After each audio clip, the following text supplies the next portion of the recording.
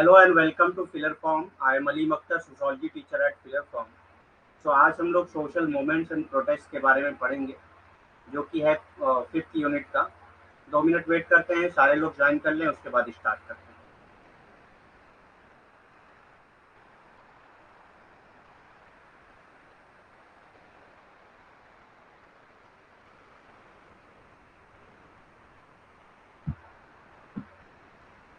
तब तक आप लोग कंफर्म करिए वॉइस एंड पीपीटी क्लियर है या नहीं।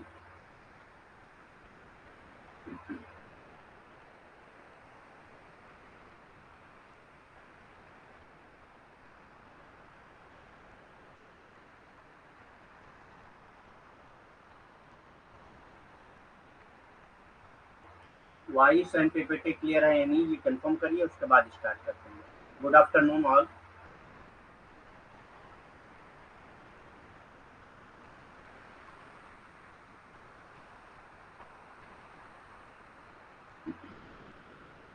ओके, स्टार्ट करते हैं फिर।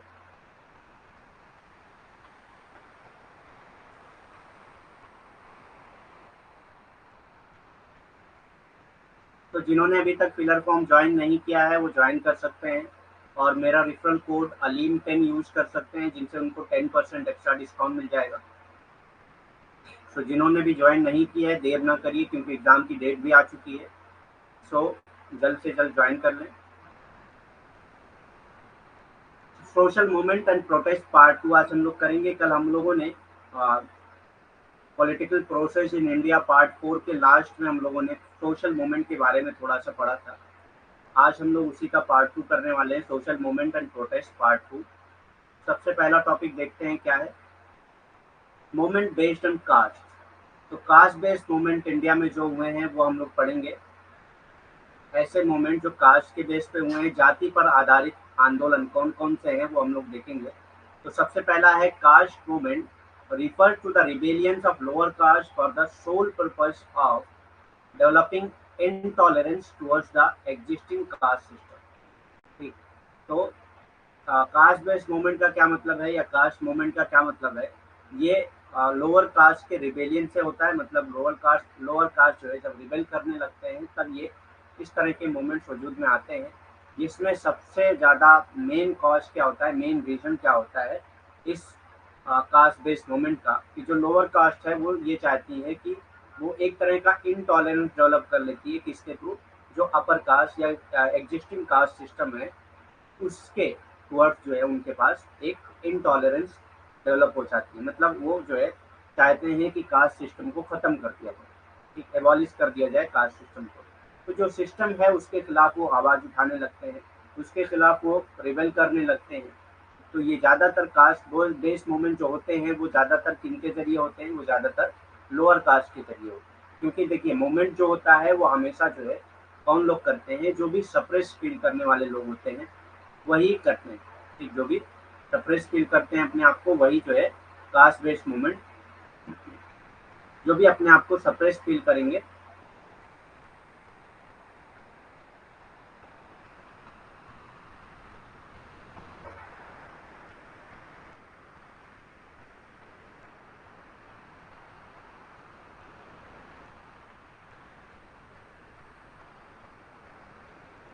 जो भी अपने आप को सप्रेस फील करेंगे वही जो है मूवमेंट करते हैं, वही एजिटेट करते हैं। बगैर किसी रीजन के तो कोई मतलब मूवमेंट नहीं करेगा, रिबेल नहीं करेगा। ठीक, तो जो भी सप्रेस फील करते हैं या जो एक्सप्लॉइटेड फील करते हैं वही जो है मूवमेंट करते हैं। ठीक। तो जो कास्ट सिस्टम है उसमें सबसे ज़्यादा जो है कौन लोग एक्सप्लॉइट होते हैं, कौन लोग सप्रेस होते हैं, वो लोअर कास्ट के लोग सबसे ज़्यादा सप्रेस होते हैं। तो caste based movement refers to the rebellion of lower caste for the sole purpose of developing intolerance toward the existing caste system. ठीक। तो इसका रियल पर्पज क्या होता है, इसका सोल पर्पज क्या होता है, ये इनटॉलरेंस डेवलप कर लेते हैं अपने अंदर एग्जिस्टिंग कास्ट सिस्टम के टुवर्ड्स। ठीक, जो भी एग्जिस्टिंग कास्ट सिस्टम है उसके टुवर्ड्स जो है ये इनटॉलरेंस डेवलप कर लेते हैं, और ये चाहते हैं कि जो एग्जिस्टिंग कास्ट सिस्टम है उसको क्या कर दिया जाए, उसको एबॉलिश कर दिया जाए, उसको खत्म कर दिया जाए। जाति पर आधारित आंदोलन। जाति आंदोलन मौजूदा जाति व्यवस्था के प्रति असहिष्णुता विकसित करने के एकमात्र उद्देश्य के लिए निचली जातियों के विद्रोह को ही संदर्भित करता है। तो जातीय आंदोलन क्या होता है, वो निचली जाति के जो विद्रोही होते हैं वही करते हैं, ठीक। और ये किस लिए करते हैं, ये जो भी मौजूदा जाति व्यवस्था है उसके प्रति उनके पास असहिष्णुता जो है विकास डेवलप हो जाती है, विकसित हो जाती है, इस वजह से ये करते हैं। क्योंकि जो निचली जाति के लोग हैं, क्यों निचली जाति के ही लोग आंदोलन करते हैं, क्योंकि जो निचली जाति के लोग हैं वो सबसे ज्यादा अपने आप को प्रताड़ित मानते हैं, अपने आप को सबसे ज्यादा प्रताड़ित मानते हैं, और जो है वो ये मानते हैं कि उन्हीं को जो है कुचला गया है, उन्हीं को ही दबाया गया है, इसीलिए वो इस बेस पे आंदोलन करते हैं। अब हम लोग अगर अलग अलग डिफरेंट टाइप्स ऑफ मूवमेंट जो हुए हैं कास्ट बेस्ड मूवमेंट वो करेंगे, कौन कौन से मूवमेंट हुए हैं इंडिया में कास्ट बेस्ड पे वो देखेंगे। तो सबसे पहले आता है नायर मूवमेंट, नायर आंदोलन, ठीक। सबसे पहले नायर मूवमेंट, नायर आंदोलन के नाम से भी जाना जाता है, started under the leadership of CV Raman Pillai, ठीक। तो सीवी रमन पिल्लई के लीडरशिप में या के रामाकृष्ण पिल्लई के लीडरशिप में और जो है एम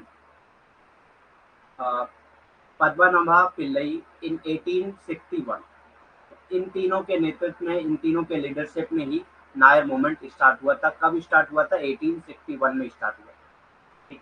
1861 में सीवी रमन पिल्लई के राम कृष्ण पिल्लई और एम पद्मनाभ पिल्लई के नेतृत्व में शुरू किया गया, ठीक। तो इन तीनों के नेतृत्व में 1861 में नायर आंदोलन शुरू किया गया था, ठीक। और ये क्या था, कास्ट बेस्ड मूवमेंट था, ठीक। तो ये याद रखिएगा नायर मूवमेंट कब स्टार्ट हुआ था, कौन कौन से लीडर थे, और ये कौन से किस बेस पे ये मूवमेंट हुआ था। तो ये कास्ट बेस्ड मूवमेंट हुआ था, ठीक है।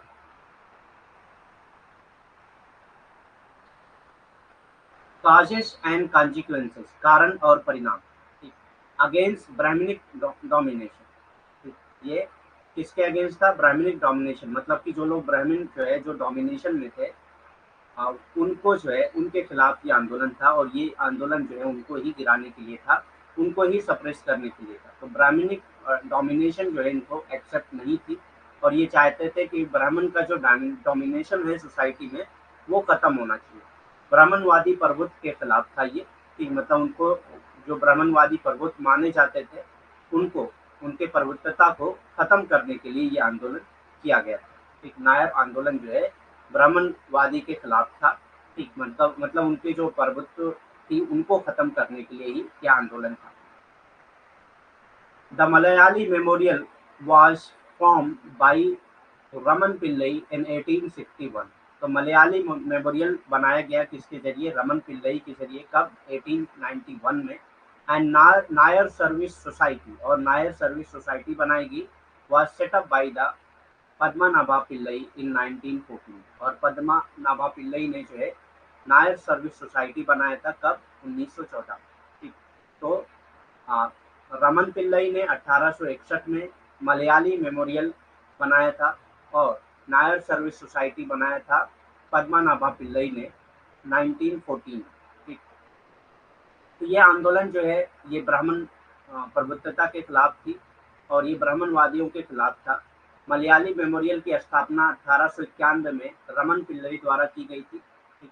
1891 में रमन पिल्लई द्वारा की गई थी, और 1914 में पद्मनाभ पिल्लई द्वारा नायर सर्विस सोसाइटी बनाई गई। नायर सर्विस सोसाइटी की स्थापना की गई थी 1914, ठीक। तो ये डेट्स याद रखिएगा, डेट्स भी पूछ सकता है एग्जाम में।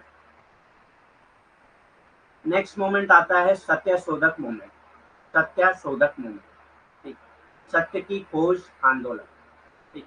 सत्यशोधक मोमेंट मीन्स सत्य की खोज आंदोलन, या सत्यशोधक मोमेंट भी कहा जाता है इसको, हिंदी वर्ड ही है सत्यशोधक मूवमेंट, यानी कि सत्य की खोज के लिए आंदोलन। तो ज्योतिराव फुले फाउंडेड इन 1873, महाराष्ट्र में इन्होंने बनाया था सत्यशोधक मूवमेंट, ठीक। ये ज्योतिराव फुले ने ही बनाया था, ये ज्योतिराव फुले की स्थापना, मतलब इन्होंने ही स्थापना की थी, उनकी स्थापना नहीं, इन्होंने ही स्थापना की थी 1873 में, किसकी, सत्यशोधक आंदोलन, ठीक।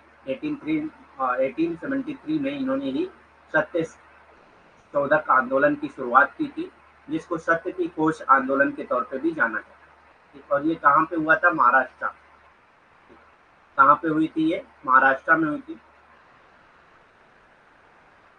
काजेस एंड कॉन्सिक्वेंसेस, कारण और परिणाम क्या क्या थे इसके?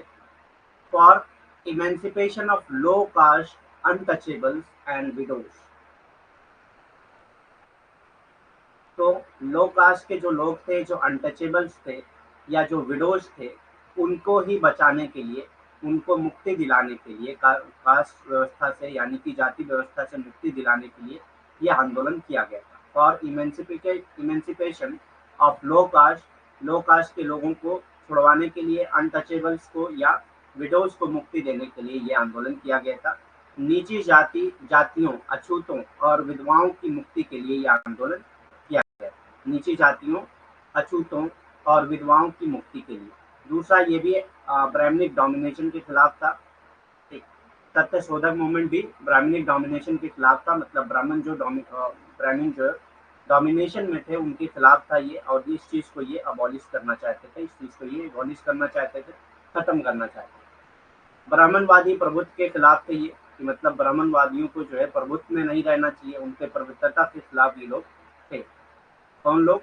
सत्य शोधक आंदोलन के जो लोग थे वही। ठीक, justice party movement, next movement आता है justice party movement. Justice party आंदोलन बहुत हम लोग डीप में नहीं पढ़ रहे हैं, इस वजह से कि बहुत डीप में नहीं पूछा जाता है, बस आपको बेस पूछ लेता है कि वो इसमें से कौन सा कास्ट बेस्ड मूवमेंट है, या आपसे हो सकता है ईयर पूछ ले या उसके फाउंडर पूछ ले, इसलिए बहुत डीप में हम लोग नहीं पढ़ रहे हैं कि उसमें क्या हुआ था, आगे क्या क्या चीज़ें हुई थी, ये सारी चीज़ें पूछी नहीं जाती एग्जाम में, इसलिए बहुत डीप में हम लोग नहीं जा रहे हैं, क्योंकि हम लोग को सिलेबस भी कंप्लीट करना है, ऑलरेडी एग्जाम की डेट भी आ चुकी है, तो उसके लिए हम लोग को तैयारी भी करना है, क्योंकि पूरा अगर डीप में जाएंगे वो हमारे किसी मतलब का तो है नहीं, क्योंकि उससे क्वेश्चन नहीं पूछे जा रहे। अगर क्वेश्चन पूछे जाते हैं तो हमको करना ही पड़ता, लेकिन जब क्वेश्चन नहीं पूछे जा रहे हैं इसलिए हम लोग बहुत डीप में नहीं जा रहे हैं। Justice party movement, justice party आंदोलन क्या है? Started under the leadership of doctor TN. Nair, T Tyagaraja Chetty and CN. Mudaliar in 1916। तो जस्टिस पार्टी मूवमेंट कौन चलाया था? ये इन लोगों के लीडरशिप में चली थी। कौन से लोग थे? Doctor TN. Nair, T Tyagaraja Chetty and CN. मदालियर।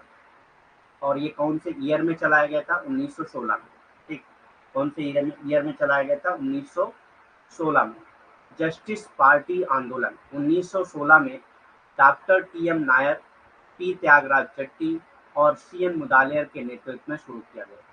ठीक, 1916 में doctor TM. Nair, T Tyagaraja Chetty और सी.एन. मुदालियर के नेतृत्व में ये शुरू किया गया था जस्टिस पार्टी आंदोलन। ठीक, और ये कब शुरू किया गया था? 1916 में।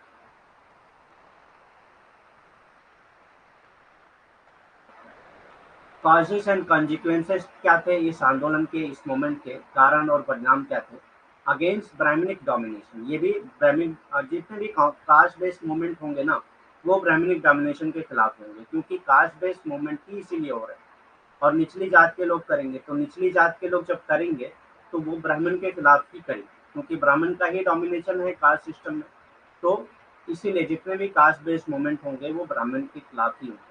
Against Brahmanic domination in government services, education and politics. तो एजुकेशन, पॉलिटिक्स और गवर्नमेंट सर्विसेज में उस वक्त ब्राह्मण का डोमिनेशन था, तो उसके खिलाफ ये आंदोलन किया गया था, जस्टिस पार्टी आंदोलन। ठीक है, जस्टिस पार्टी मूवमेंट जो है उसी के खिलाफ किया गया था, कि गवर्नमेंट की सर्विसेज, एजुकेशन और पॉलिटिक्स में जो है क्यों डोमिनेशन है ब्राह्मण का। ठीक, सरकारी सेवाओं, शिक्षा और राजनीति में ब्राह्मणवादी प्रभुत्व के खिलाफ ये मानते थे कि सरकारी सेवाओं में या शिक्षा या राजनीति में क्यों ब्राह्मणवादी ही प्रभुत्व है, तो उनके खिलाफ ये आंदोलन चलाया गया था, जस्टिस पार्टी आंदोलन। ठीक, उन्हीं के खिलाफ ये आंदोलन चलाया गया था, जस्टिस पार्टी आंदोलन।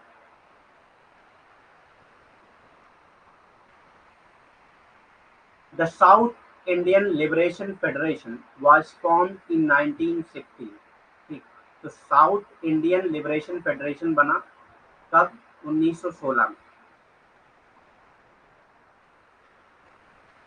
तो पहला कॉज ये था, पहला कॉज इन कॉन्सिक्वेंसेज ये था कि ये ब्राह्मण के डोमिनेशन के खिलाफ थे, उनका डोमिनेशन था गवर्नमेंट सर्विसेज, एजुकेशन और पॉलिटिक्स में। दूसरा रीजन क्या है, south Indian liberation federation was formed in 1916। 1916 में जो है साउथ इंडियन लिबरेशन फेडरेशन, जिसको सिल्फ भी कहा जाता है, वो बना। साउथ इंडियन लिबरेशन फेडरेशन सिल्फ का गठन 1916 में हुआ। ठीक, तो ये भी याद रखिएगा कि सिल्फ का गठन कब हुआ था, ये 1916 में हुआ था। और सिल्फ का फुल फॉर्म क्या है, the south Indian liberation federation, south Indian liberation federation. ठीक,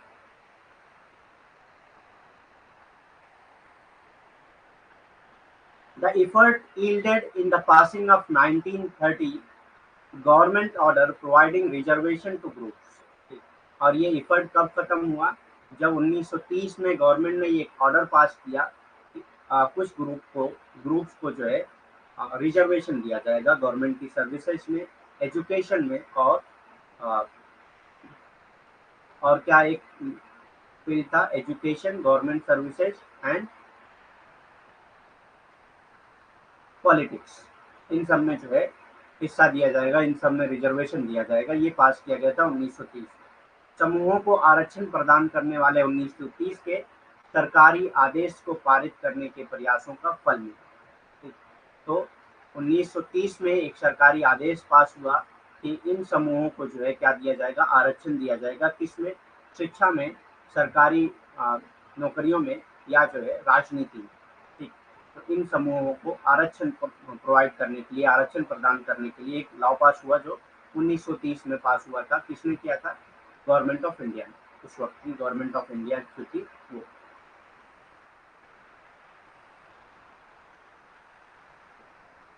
सेल्फ रिस्पेक्ट मूवमेंट, स्वाभिमान आंदोलन। अब ये सेल्फ रिस्पेक्ट मूवमेंट भी किसका था, ये भी कास्ट बेस्ड मूवमेंट था। ये बहुत इंपॉर्टेंट मूवमेंट है, कई बार एग्जाम में पूछा जा चुका है ये मूवमेंट। सेल्फ रिस्पेक्ट मूवमेंट, स्वाभिमान आंदोलन, started under the leadership of EV Ramaswamy Naicker.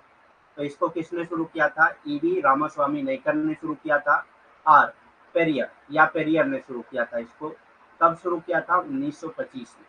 तो सेल्फ रिस्पेक्ट मूवमेंट किसने शुरू किया था, ईवी रामास्वामी नाइकर ने शुरू किया था, या उनके साथ साथ जो है पेरियर ने शुरू किया था 1925 में। 1925 में ईवी रामास्वामी नाइकर या पेरियर के नेतृत्व में शुरू किया गया था स्वाभिमान आंदोलन। ठीक है, स्वाभिमान आंदोलन 1925 में ईवी रामास्वामी नाइकर या पेरियर के नेतृत्व में शुरू किया गया। कॉजेज एंड कॉन्सिक्वेंसेज, अब ये जो है सेल्फ रिस्पेक्ट मूवमेंट के कॉजेज और कॉन्सिक्वेंसेज क्या थे, क्या वजह थी और क्या परिणाम हुआ उसका। अगेंस्ट कास्ट सिस्टम, ये भी कास्ट सिस्टम के खिलाफ था। एंड बायस्ड अप्रोच ऑफ ब्राह्मण, और ब्राह्मण के बायस अप्रोच के खिलाफ। ठीक, ब्राह्मण का जो बायस्ड अप्रोच था उसके खिलाफ था, और जो है कास्ट सिस्टम के खिलाफ ये मूवमेंट था। ठीक, जाति व्यवस्था और ब्राह्मणों के पक्षपाती दृष्टिकोण के खिलाफ, जाति व्यवस्था के खिलाफ था और ब्राह्मणों के पक्षपाती दृष्टिकोण के खिलाफ था। ठीक, Kudi Arasu journal was started by Periyar in 1910। एक जनरल स्टार्ट किया गया था पेरियर के जरिए, जिसका नाम था पुड़ी अरसू। ठीक, Kudi Arasu journal was started by Periyar in 1910। 1910 में पेरियर ने एक जनरल स्टार्ट किया जिसका नाम था पुड़ी Arasu.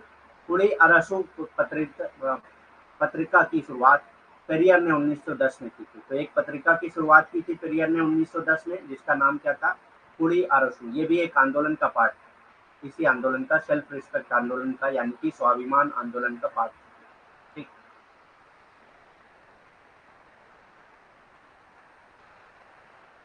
Depress class movement, depress class movement जिसको महार मूवमेंट भी कहा जाता है। दलित वर्ग आंदोलन, जिसको महार आंदोलन भी कहा जाता है। दलित वर्ग आंदोलन, जिसको महार आंदोलन भी कहा जाता है, started under the leadership of B R Ambedkar in 1924। तो इसको कब स्टार्ट किया गया था, बी आर अम्बेडकर की लीडरशिप में स्टार्ट किया गया था। इस ईयर में किया गया था, 1924 में किया गया। ठीक, तो महार मूवमेंट स्टार्ट किया गया था बी आर अम्बेडकर के जरिए। ठीक, महार मूवमेंट और महार मूवमेंट दोनों अलग अलग है। ठीक है, इसमें कंफ्यूज मत होइएगा। महार मूवमेंट में पार्टिसिपेट किया था बी आर अम्बेडकर ने, लेकिन महार मूवमेंट जो है इन्होंने खुद स्टार्ट किया। started under the leadership of B.R. Ambedkar in 1924. यहाँ मैं लिख दे रहा हूँ, महार मूवमेंट इज डिफरेंट, ये अलग है, ठीक है। महार मूवमेंट अलग है, इसमें पार्टिसिपेट किया था बी आर अम्बेडकर ने, लेकिन Mahar movement B R Ambedkar ने खुद शुरू किया। 1924 में बी आर अम्बेडकर के नेतृत्व में शुरू किया गया था कौन सा? दलित वर्ग आंदोलन। बी आर अम्बेडकर के नेतृत्व में 1924 में शुरू किया गया था दलित वर्ग आंदोलन, जिसको महार आंदोलन भी कहा जाता है, जिसको महार आंदोलन भी कहा जाता है। अब इसको महार आंदोलन क्यों कहा जाता है, ये आपका होमवर्क है, कल आप बताएंगे मुझको कि महार आंदोलन क्यों कहा जाता है इसको। एक डिप्रेस क्लास मूवमेंट को महार आंदोलन, महार मूवमेंट क्यों कहा जाता है, ये आप कल बताएंगे मुझको, ये आपका होमवर्क है।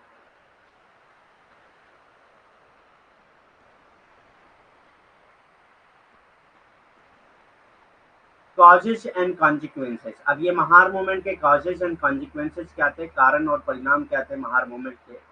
For the upliftment of depress class के अपलिफ्टमेंट के लिए, ठीक, उनकी पोजीशन को बढ़ाने के लिए जो है ये मूवमेंट किया गया था। अपलिफ्टमेंट ऑफ डिप्रेस क्लास, दलित वर्गों के उत्थान के लिए मतलब कि उनको बढ़ावा देने के लिए, ठीक, दलित वर्गों के उत्थान के लिए ये आंदोलन चलाया गया था, डिप्रेस क्लास आंदोलन या दलित आंदोलन, ठीक। अगेंस्ट अनटचेबिलिटी, ये अनटचेबिलिटी यानी कि छुआछूत के खिलाफ था, अनटचेबिलिटी छुआछूत के खिलाफ था ये, ठीक। तो जो भी अनटचेबिलिटी उस वक्त प्रैक्टिस की जा रही थी उसके खिलाफ ये आंदोलन चलाया जा रहा है, छुआछूत के खिलाफ।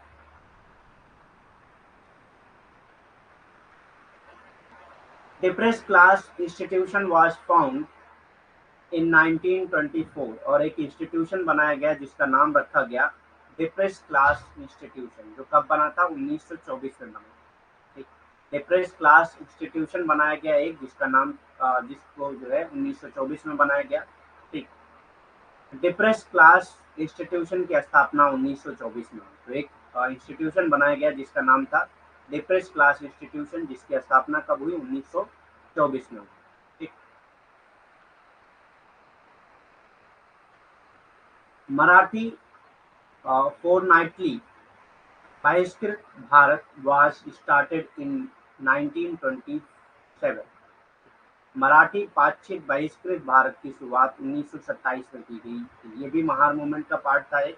मराठी fortnightly बहिष्कृत Bharat was started in 1927। Establishment of समाज समता संघ, ठीक, समाज समता संघ, ठीक, समाज समता संघ इन 1927। तो समाज समता संघ बनाया गया कब? 1927 में। 1927 में समाज समता संघ की स्थापना की गई, ये भी महार मूवमेंट का पार्ट था, ठीक।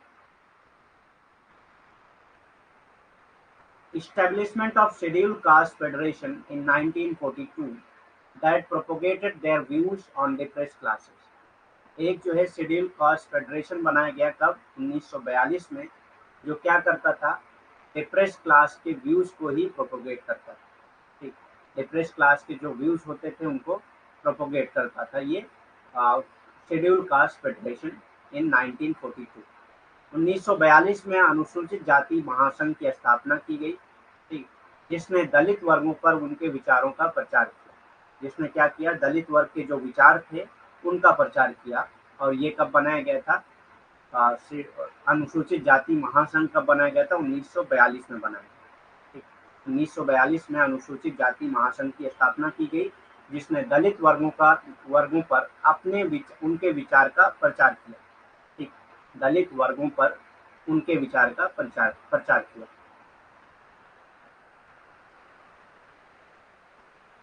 नेक्स्ट आता है ethnic movement. Cast based movement के बाद आता है इथनिक मूवमेंट, जातीय आंदोलन।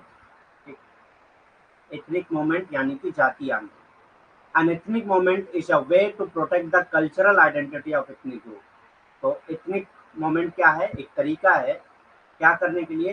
कल्चरल आइडेंटिटी, किसी भी इथनिक ग्रुप की कल्चरल आइडेंटिटी को प्रोटेक्ट करने के लिए इथनिक मूवमेंट किया जाता है। जैसे ट्राइबल आंदोलन होता है, ठीक। ट्राइबल मूवमेंट जो होता है वो ज्यादातर इथनिक मूवमेंट से रिलेटेड ही होता an ethnic movement is a way to protect the cultural identity of ethnic group. किसी भी एथनिक ग्रुप की कल्चरल आइडेंटिटी को बचाने के लिए एथनिक मूवमेंट होता है। ठीक। एक जातीय आंदोलन जाति समूह की सांस्कृतिक पहचान की रक्षा करने का एक तरीका है। ठीक। तो जातीय आंदोलन क्यों होता है? जाति समूह की सांस्कृतिक पहचान की रक्षा करने के लिए किया जाता है। तो जातीय आंदोलन ज्यादातर जो है, जो भी लोग करते हैं वो अपनी सांस्कृतिक पहचान को बचाने के लिए ही करते हैं। ठीक, जैसे कि आदिवासियों का जो आंदोलन होता है वो ज्यादातर जातीय आंदोलन ही होता है। ठीक।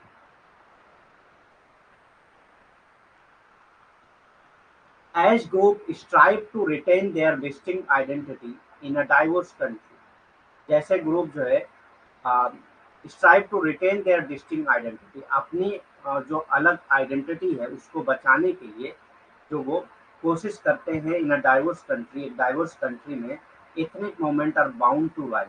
तभी जो है एक एथनिक मूवमेंट का अ, मतलब एथनिक मूवमेंट शुरू होता है। तभी बाउंड टू राइज मतलब तभी एथनिक मूवमेंट जो है वो शुरू होने के लिए तैयार होता है। As group strive to retain their distinct identity, जब ग्रुप जो है अपनी डिस्टिंक्ट आइडेंटिटी को बचाने के लिए लड़ते हैं तब जो है एथनिक मूवमेंट की शुरुआत होती है। जैसे समूह एक विविध देश में अपनी अलग पहचान रखने का प्रयास करते हैं, जैसे जैसे समूह जो है एक विविध देश में अपनी अलग पहचान बनाए रखने का प्रयास करने लगते हैं, वैसे वैसे ही जातीय आंदोलन का बढ़ना तय होता है। ठीक। तो ग्रुप जब भी अपने जो है एक विविध देश में अपनी अलग पहचान को बचाए रखने का प्रयास करने लगेंगे तो जातीय आंदोलन शुरू होगा, जातीय आंदोलन वहीं से बढ़ना शुरू हो जाता है। ठीक है।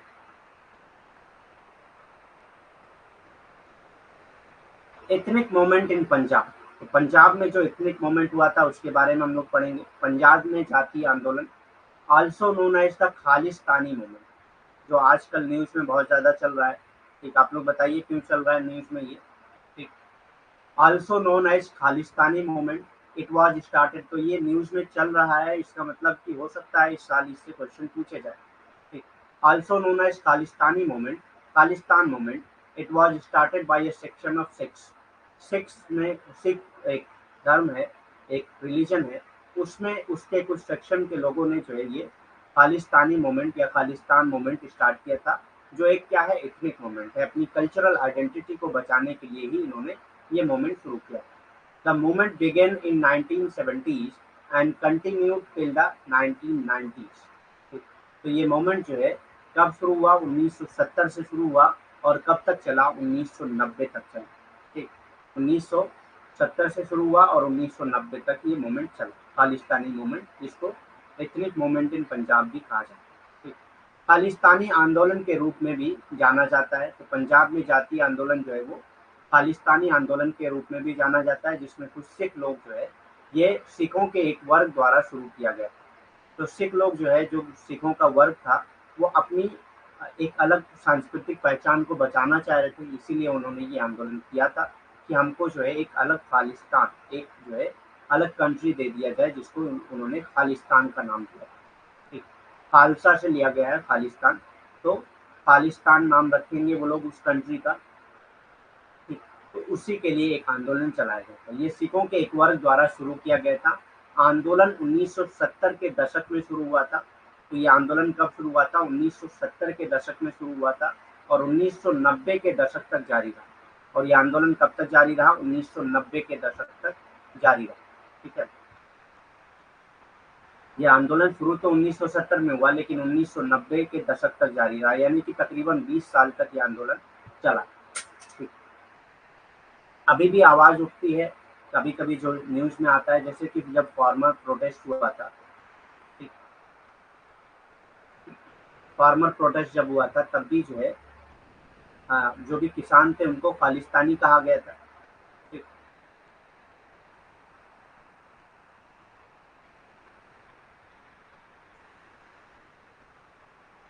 तो ये भी एक तरह का क्या है, आंदोलन है, अभी भी इससे रिलेटेड बात होती है। ठीक।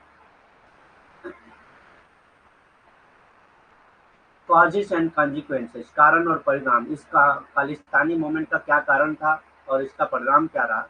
वांटेड एन इंडिपेंडेंट खालिस्तान, एक इंडिपेंडेंट कंट्री चाहते थे जिसका नाम इन्होंने रखा था खालिस्तान। एक इंडिपेंडेंट कंट्री चाहते थे जिसका नाम इन्होंने रखा था खालिस्तान। ठीक, एक स्वतंत्र खालिस्तान चाहते थे, स्वतंत्र देश चाहते थे, जिसका नाम इन्होंने खालिस्तान रखा था। ठीक, एक स्वतंत्र देश जिसका नाम खालिस्तान रखा था। तो ये जो है इंडियन गवर्नमेंट से मांग कर रहे थे कि हमको एक अलग जो है कंट्री दी जाए जिसका नाम हम लोग खालिस्तान रखेंगे, जहाँ पे हम लोग अपनी कल्चरल आइडेंटिटी को जो है मेन वहाँ की आइडियोलॉजी, उस कंट्री की आइडियोलॉजी बनाएंगे। क्या? जो भी सिख की आइडियोलॉजी है वो। ठीक, the group wanted more autonomy and a country of its own and resorted to violence as means to an end. ठीक, तो जो ग्रुप था वो ऑटोनॉमी चाहता था और एक अलग कंट्री चाहता था, अपने खुद की एक अलग कंट्री चाहता था, और उन्होंने जो है वायलेंस का इस्तेमाल किया गोल को हासिल करने के लिए, एंड को हासिल करने के लिए, यानी कि खालिस्तान बनाने के लिए उन्होंने वायलेंस का इस्तेमाल किया। ठीक, एक स्वतंत्र खालिस्तान चाहते थे ये, समूह अधिक स्वायत्तता और अपना देश चाहता था। ठीक, तो अधिक से अधिक स्वायत्तता और अपना एक अलग देश चाहता था, और अंत के साधन के रूप में, और जो फल के साधन के रूप में यानी कि खालिस्तान बने, उसके साधन के रूप में उन्होंने क्या किया था? हिंसा का सहारा लिया। तो एक तरह से जो खालिस्तानी मूवमेंट है या इस्लामिक मूवमेंट पंजाब है, वो जो है वायलेंस पे बेस्ड है। ठीक, इन्होंने सहारा लिया था वायलेंस का, अहिंसा हिंसा का सहारा लिया था उसको पाने के लिए, यानी कि खालिस्तान बनाने के लिए उन्होंने हिंसा का सहारा लिया।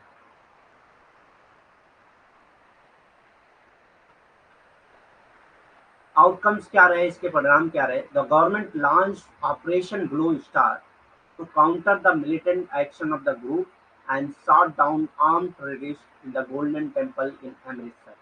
अमृतसर में गोल्डन टेम्पल में कुछ टेररिस्ट छुपे हुए थे, यानी कि कुछ खालिस्तानी जो है वो छुपे हुए थे। खालिस्तानी मतलब जो सिख ग्रुप जो आंदोलन कर रहे थे खालिस्तान को पाने के लिए, उन वो वहाँ पे छुपे हुए थे, और ऑपरेशन ब्लू स्टार चलाकर उस वक्त की गवर्नमेंट ने ऑपरेशन ब्लू स्टार चलाकर जो भी वहाँ पे मिलिटेंट छुपे हुए थे उनको खत्म कर दिया, उनको शॉट डाउन कर दिया, यानी कि गोलियों से मार दिया। ठीक, the government launch operation blue. तो ये भी पूछा जा सकता है आपसे कि जो खालिस्तानी आंदोलन के जो मिलिटेंट थे उनको कैसे मारा गया था, कौन से ऑपरेशन के जरिए? तो उस ऑपरेशन का नाम रखा गया था Operation Blue Star, to counter the militant action of group and shot down arm terrorist in the Golden Temple in Amritsar. और आर्म टेररिस्ट को जो गोल्डन टेम्पल में छुपे हुए थे उनको शॉट डाउन कर दिया गया, उनको मार दिया गया। सरकार ने समूह की उग्रवादी कार्रवाइयों का मुकाबला करने के लिए, तो समूह की जो भी उग्रवादी कार्रवाई थी उसका मुकाबला करने के लिए सरकार ने ऑपरेशन ब्लू स्टार शुरू किया था। ठीक, ऑपरेशन ब्लू स्टार शुरू किया और अमृतसर के स्वर्ण मंदिर में सशस्त्र आतंकवादियों को मार गिरा। ठीक, और अमृतसर की एक मंदिर है जिसको गोल्डन टेम्पल कहा जाता है। ठीक है, स्वर्ण मंदिर नहीं, इसको गोल्डन टेम्पल कहा जाता है, नाम है ये golden temple.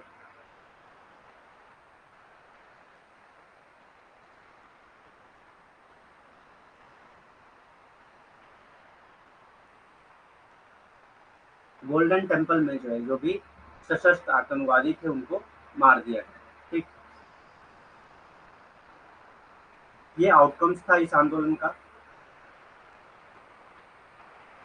As a consequence of this operation, इस ऑपरेशन की वजह से क्या हुआ था? The then prime minister of India Indira Gandhi was shot down by her six bodyguard. और इसी काउंटर की वजह से, यही जो जो मतलब अमृतसर के गोल्डन टेम्पल में जो लोगों को मारा गया था, इसके जवाब में ही, इसके कॉन्सिक्वेंसेज में ही जो उस वक्त की प्राइम मिनिस्टर थी जिनका नाम था इंदिरा गांधी, उनको मार दिया गया था उनके ही एक सिख बॉडीगार्ड के जरिए। उनके ही एक सिख बॉडीगार्ड के जरिए उनको मार दिया गया था, उस वक्त की जो प्राइम मिनिस्टर थी उनको। ठीक, इस ऑपरेशन के परिणाम स्वरूप, क्योंकि इन्होंने ही ऑपरेशन चलाया था, ऑपरेशन ब्लू स्टार।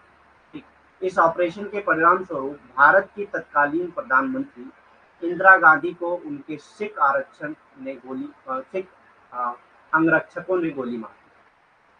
तो उनके जो सिख अंगरक्षक थे उन्हें उन्होंने ही इनको गोली मार दिया था, क्योंकि उस वक्त की जो प्रधानमंत्री थी इंदिरा गांधी, उन्होंने ही ऑपरेशन ब्लू स्टार चलाया था जिसमें जो मिलिटेंट छुपे हुए थे गोल्डन टेम्पल में उनको मारा गया था। ठीक, और उसी के परिणाम स्वरूप, यानी कि उसी का बदला लेने के लिए इन्होंने इंदिरा गांधी को ही मार दिया। ठीक,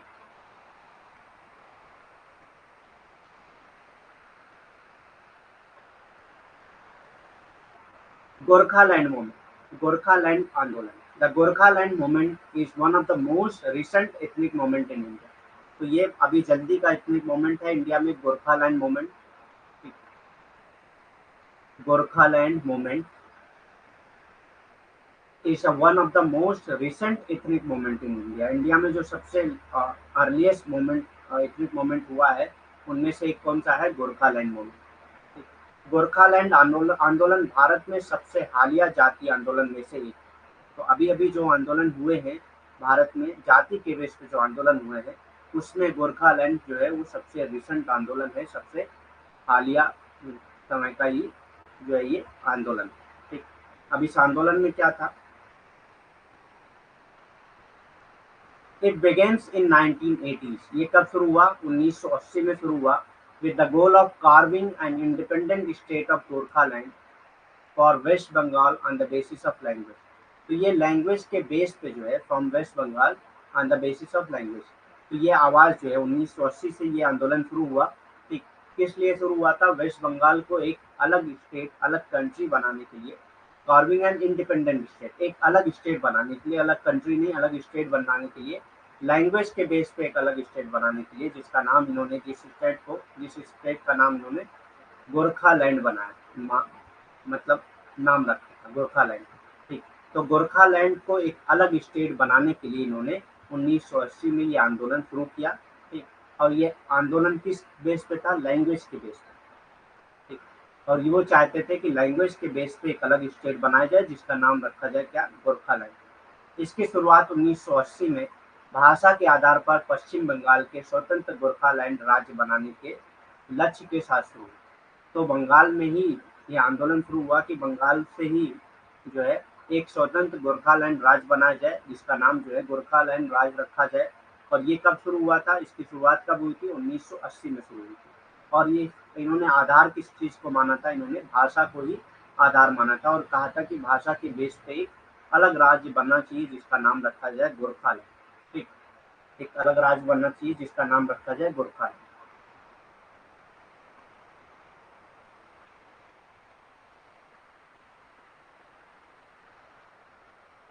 Subhash Ghising, the founder of the national liberation front. ठीक, तो सुभाष घिसिंग जो थे वो कौन थे? फाउंडर थे नेशनल लिबरेशन फ्रंट के, एनएलएफ के जो है ये फाउंडर थे। इस prominent figure in this movement, ये जो है सबसे इम्पोर्टेंट फिगर थे इस मूवमेंट के, which is also backed by Nepal.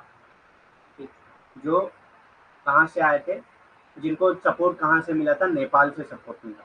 ठीक, तो घिसिंग जो थे वो फाउंडर थे नेशनल लिबरेशन फ्रंट के, और यही जो है इस मूवमेंट के मेन फिगर थे, एक प्रोमिनेंट फिगर थे। और इनको जो है सपोर्ट मिला था कहाँ से? नेपाल से। नेपाल ने इनको सपोर्ट किया।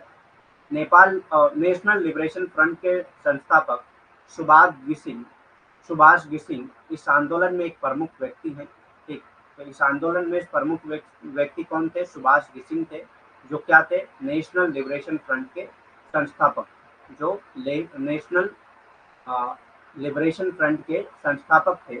और इनको जो है नेपाल का समर्थन मिला था, नेपाल ने इनको समर्थन दिया था कि ठीक है आप लड़ाई लड़िए और एक अलग राज्य बनाइए जिसका नाम रखिए गोरखालैंड। ठीक, और इसके फाउंडर कौन थे? इसके इंपॉर्टेंट फिगर कौन थे? सुभाष घिसिंग।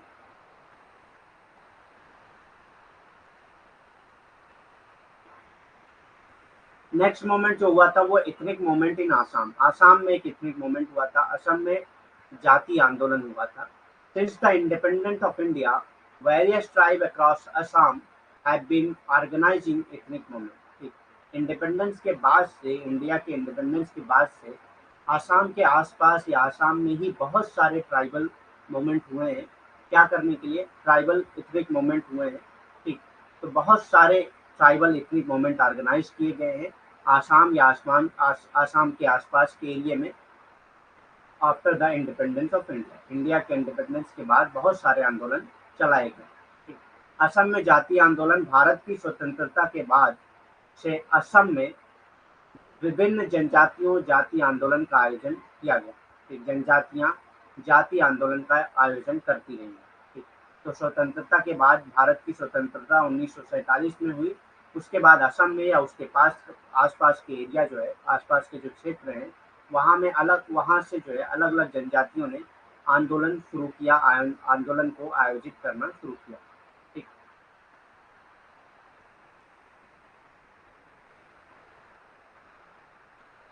तो इसमें सबसे पहले आता है tribe such as Bodo has been demanding a separate state to safeguard their culture and lifestyle. ठीक। तो जैसे कि एक ट्राइब है बोडो, ये अपना एक सेपरेट स्टेट की डिमांड कर रहा था। ठीक। ताकि अपने कल्चर को, अपने लाइफ स्टाइल का सेफगार्ड किया जा सके, उनको बचाया जा सके, एक बोडो लैंड के नाम से। ये सेपरेट स्टेट जो मांग रहे थे उसका नाम क्या रखा था इन्होंने? बोडो लैंड नाम रखा था।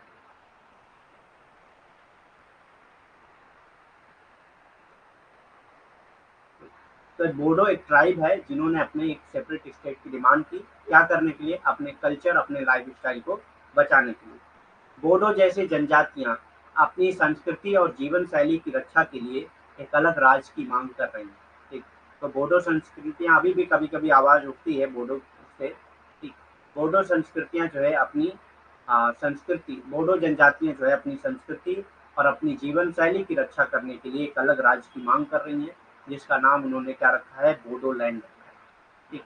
जिसका नाम उन्होंने बोडो लैंड रखा है। ठीक। तो अभी भी इससे रिलेटेड मूवमेंट्स होते हैं। बोडो ट्राइब अभी भी मूवमेंट करते हैं, कभी कभी आप न्यूज में भी पढ़ा होगा आपने कभी कभी। ठीक। Many people have been killed and left many homeless because of these ethnic movement in the state. तो इस मोमेंट की वजह से बहुत से लोगों को जो है मार दिया गया। ठीक। और बहुत से लोगों को बेघर कर दिया गया, होमलेस हो गए बहुत से लोग। ठीक है।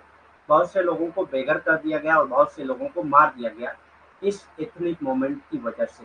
ठीक।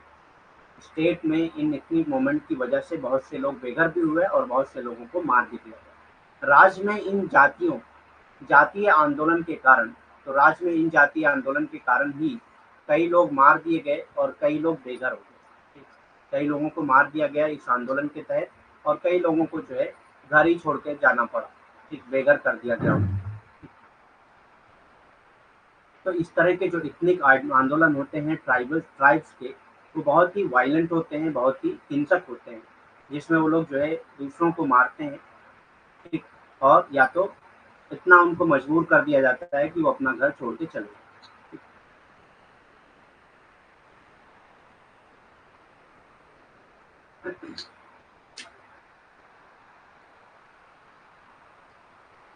ठीक है, 1 minute.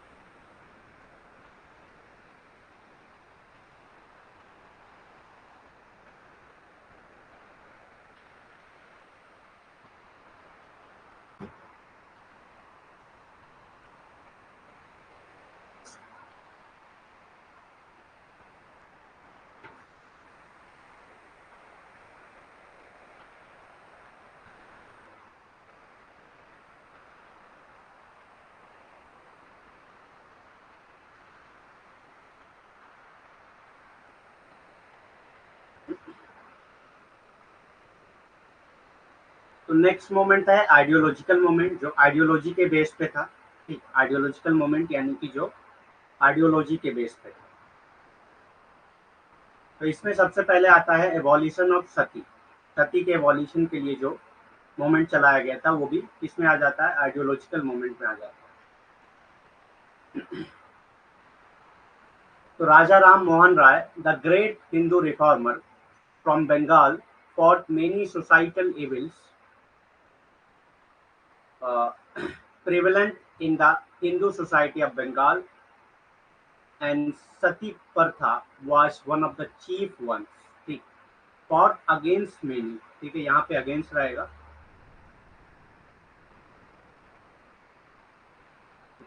Raja Ram Mohan Roy the great Hindu reformer.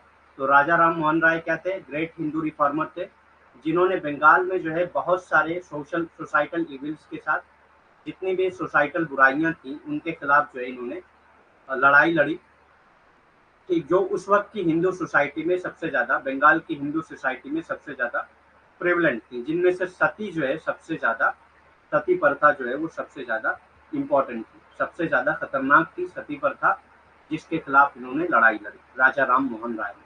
ठीक, तो ये क्या है? एक आइडियोलॉजी के बेस पे मूवमेंट है, एबॉलिशन ऑफ सती, सती के एबॉलिशन के लिए इन्होंने लड़ाई लड़ी। ठीक, सती क्या है? सती क्या है आप लोग जानते हैं? बताइए। सती कहते हैं कि जब हस्बैंड की डेथ हो जाती थी उस टाइम पे, जो बंगाल में जब हिंदू फैमिली में किसी हस्बैंड की डेथ अगर हो जाती थी,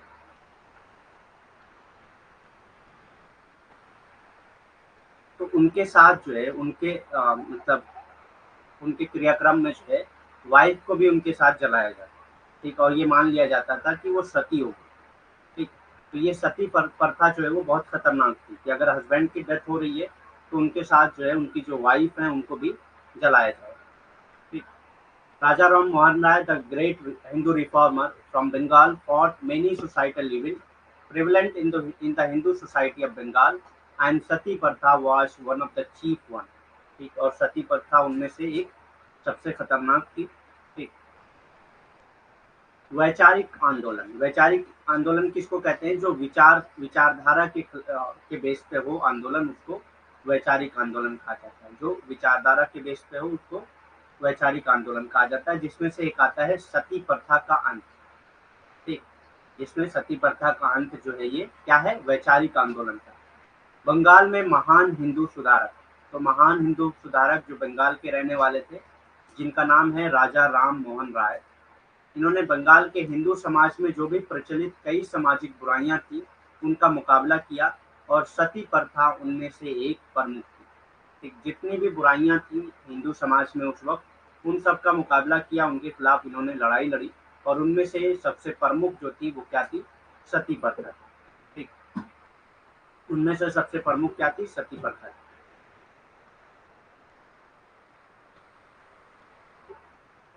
He had witnessed the life immolation of his own sister-in-law. He started his struggle against this practice in 1812। ठीक, तो इन्होंने ये आंदोलन क्यों शुरू किया था? क्योंकि इनकी जो ब्रदर की वाइफ थी, यानी कि इनकी जो भाभी थी, उनको ही सती के तौर पे चलाया था। ठीक, तो इनके घर का ही मामला था।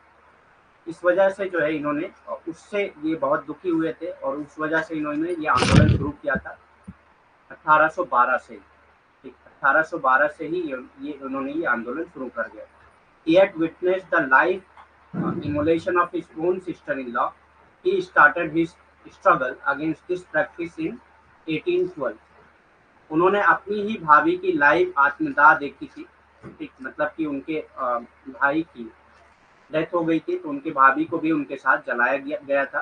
ठीक, और वो उन्होंने देखा था, इसीलिए उन्होंने 1812 में इस प्रथा के खिलाफ अपना संघर्ष शुरू किया।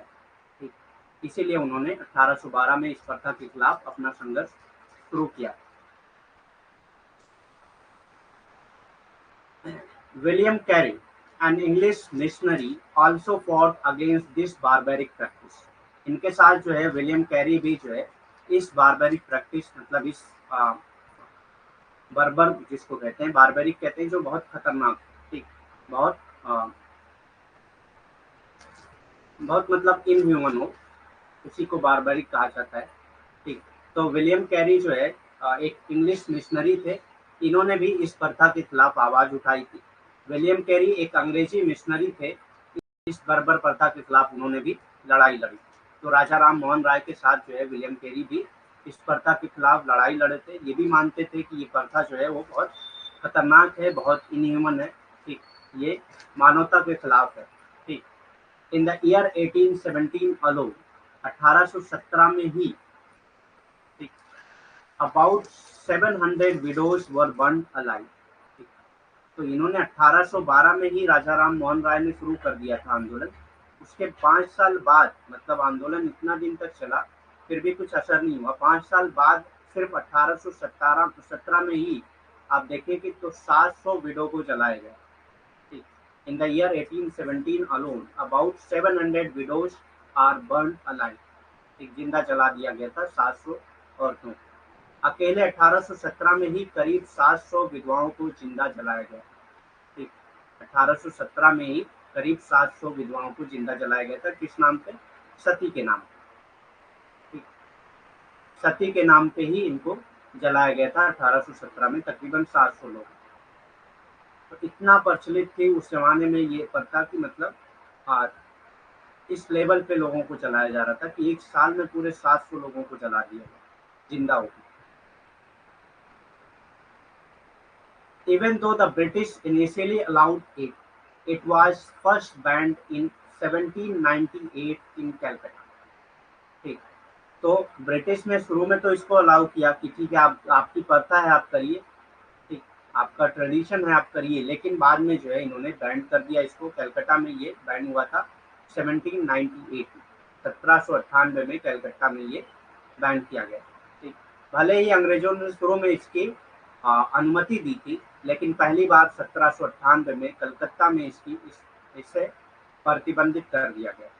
ठीक, तो पहले शुरुआत में तो अंग्रेजों ने इसकी अनुमति दी कि ठीक है आपका ट्रेडिशन है, आपकी प्रथा है, आप करिए, लेकिन बाद में जो है जब अंग्रेजों ने देखा कि ये इससे बहुत नुकसान हो रहा है और इससे जो है बहुत ये बहुत मानवता के खिलाफ है, तो इन्होंने इसके खिलाफ जो है एक प्रतिबंध लगाया, जो कब हुआ था? 1798 में हुआ था। कहाँ पे हुआ था? कलकत्ता में हुआ।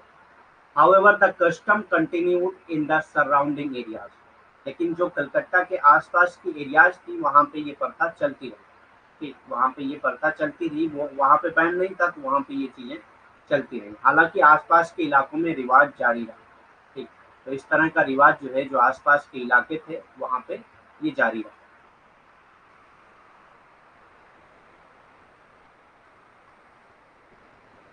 Lord William Bentinck became the Governor General of India in 1828. तो लॉर्ड विलियम बेंटिक जो है जब गवर्नर बने, गवर्नर ऑफ इंडिया बने, गवर्नर जनरल ऑफ इंडिया बने 1828 में, he helped Raja Ram Mohan Rai to suppress many prevalent social evils. तो इन्होंने ही राजा राम मोहन राय को हेल्प किया, उनकी मदद की। बहुत सारे जो सोशल एविल्स थे, बहुत सारी जो सामाजिक बुराइयां थी, उसको खत्म करने के लिए, जिसमें से एक क्या थी? सती प्रथा थी। और सती प्रथा के साथ साथ उन्होंने किस चीज को सप्रेस किया? पॉलीगैमी को। पॉलीगैमी मैंने बताया, पॉलीगैमी क्या होता है? अगर एक पार्टनर के साथ कई वाइफ है, गैमी दिया हुआ है यहाँ पे, तो गैमी मतलब कुछ भी हो सकता है। एक हस्बैंड के साथ कई वाइफ हो सकती है, एक वाइफ के साथ कई हस्बैंड हो सकते हैं। ठीक, तो इन्होंने बहुत सारी बुराइयां जो थी सोसाइटी में उसको खत्म करने के लिए राजा राम मोहन राय की मदद की विलियम बेंटिक ने, जो उस वक्त के क्या थे? 1828 में गवर्नर जनरल बने थे इंडिया में। ठीक, तो उन्होंने सती प्रथा के साथ साथ polygamy, child marriage and female infanticide को भी खत्म किया। ठीक, पॉलीगैमी, चाइल्ड मैरिज, उस वक्त जो बच्चों की शादी हो जाती थी उसको खत्म किया, चाइल्ड मैरिज को खत्म किया, और जो है इन्फेंट और फीमेल इन्फेंटिसाइड को भी खत्म किया। इन्फेंट किसको कहते हैं? फीमेल इन्फेंटिसाइड किसको कहते हैं? अगर गर्ल चाइल्ड को जो है गर्ल चाइल्ड जो बिलो 1 ईयर है उनको मार दिया जाए तो उसको फीमेल इन्फेंटिसाइड कहा जाता है।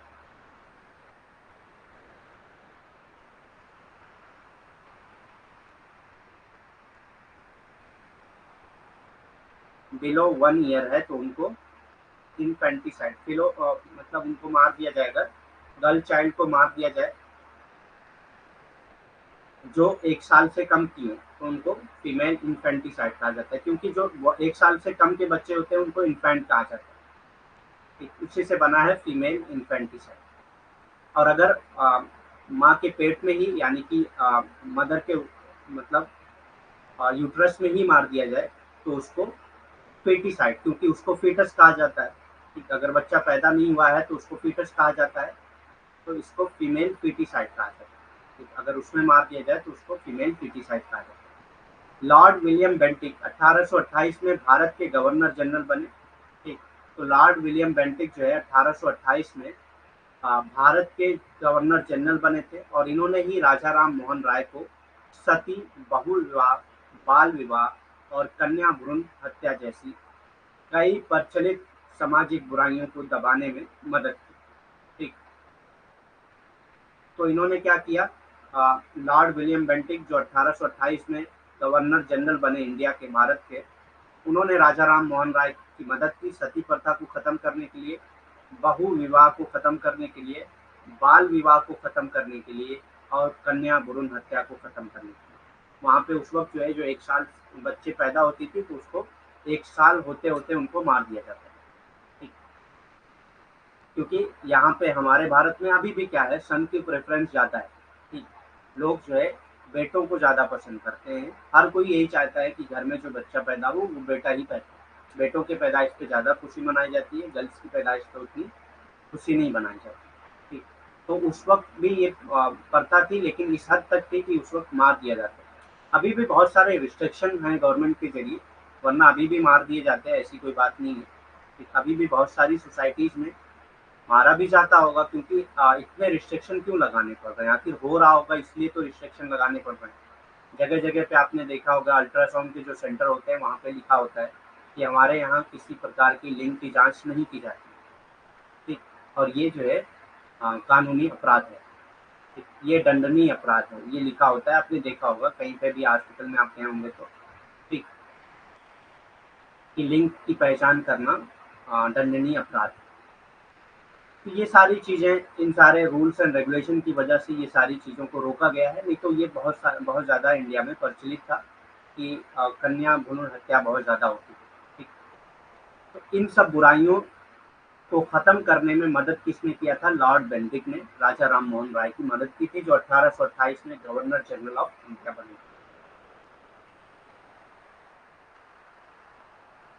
Lord Bentinck passed the law banning sati throughout the company's jurisdiction in British India.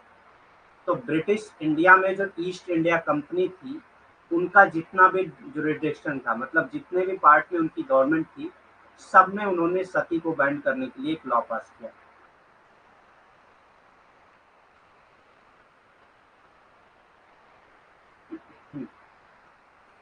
तो लॉर्ड बेंटिक जो है, वो उन्होंने एक लॉ पास किया कि उनके जो कंपनी, यानी कि ईस्ट इंडिया कंपनी के जुरिडिक्शन में जितना भी ब्रिटिश इंडिया का पार्ट आता है, वहां पे सती प्रथा को इन्होंने बैन करने के लिए एक लॉ पास किया। लॉर्ड बेंटिक ने ब्रिटिश भारत में कंपनी के अधिकार क्षेत्र में, यानी कि जहां जहां पे भी इनका शासन था, जहां जहां पे भी कंपनी का शासन था, यानी कि ईस्ट इंडिया कंपनी का जहां जहां पे शासन था, उन सारे क्षेत्रों में इन्होंने सती पर प्रतिबंध लगाने वाला कानून पारित कर दिया। ठीक, सती पर प्रतिबंध लगाने वाला कानून उन्होंने पारित कर दिया।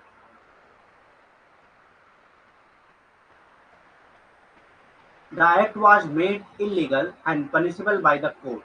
ठीक, सती रेगुलेशन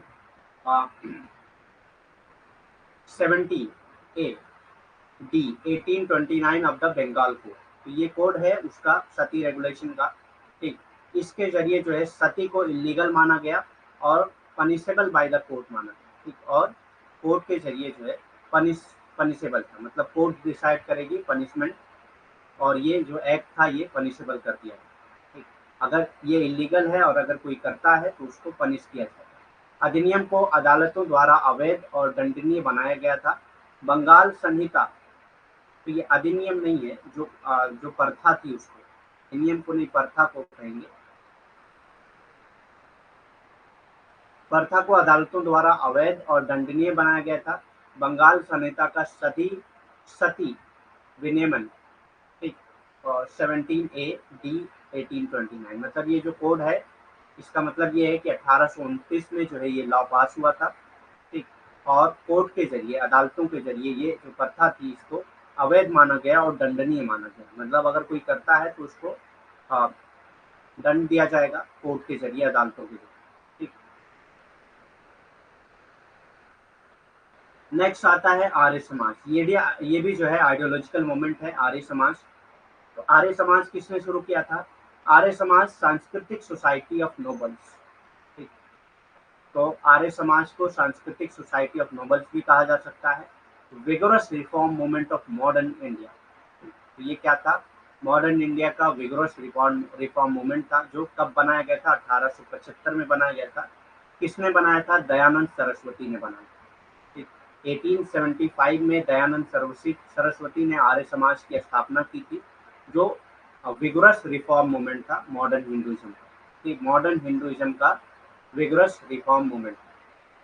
आर्य समाज सांस्कृतिक सोसाइटी ऑफ नोबल्स, जिसको मतलब सांस्कृतिक सोसाइटी ऑफ नोबल्स भी कहा जा सकता है आर्य समाज को, आधुनिक हिंदू धर्म का जोरदार सुधार आंदोलन।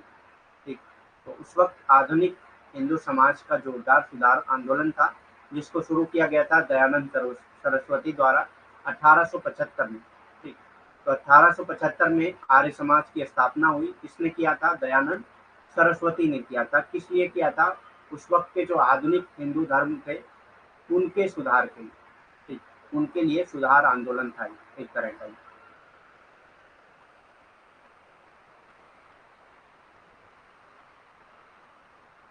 whose aim was to re-establish the Vedas, जिसका एम क्या था? वेदा को रीस्टेब्लिश करना, फिर से मतलब वेदा पे ही लोगों को लाना, हिंदुओं को फिर से वेदा को मानने वाला बनाना। ठीक, वेदा का रीस्टेब्लिशमेंट करने के लिए ये आंदोलन चलाया गया था। The earliest Hindu scriptures as revealed truth. ठीक, तो वेदा वेदा क्या है? सबसे अर्लीस्ट हिंदू स्क्रिप्चर है, उसको उन्होंने रिवील्ड ट्रूथ माना था और उसको रीस्टेब्लिश करने के लिए ये आंदोलन चलाया था, ये मूवमेंट चलाया, जिसका उद्देश्य था वेदों को पुनः स्थापित करना। इस आंदोलन का सबसे बड़ा उद्देश्य क्या था? वेदों को पुनः स्थापित करना, जो सबसे पहले हिंदू धर्म ग्रंथों को प्रकट सत्य के रूप में माना जाता है। ठीक, जो सबसे पहला हिंदू धर्म ग्रंथ है, तो वेदा क्या है? सबसे पहला हिंदू धर्म ग्रंथ है। ठीक, और इसको उन्होंने प्रकट सत्य के रूप में ही माना। ठीक, तो दयानंद सरस्वती मानते हैं कि जो वेदा जो है वो क्या है? एक प्रकट सत्य है। ठीक, और उसी को पुनः स्थापित करने के लिए उन्होंने ये आंदोलन चलाया।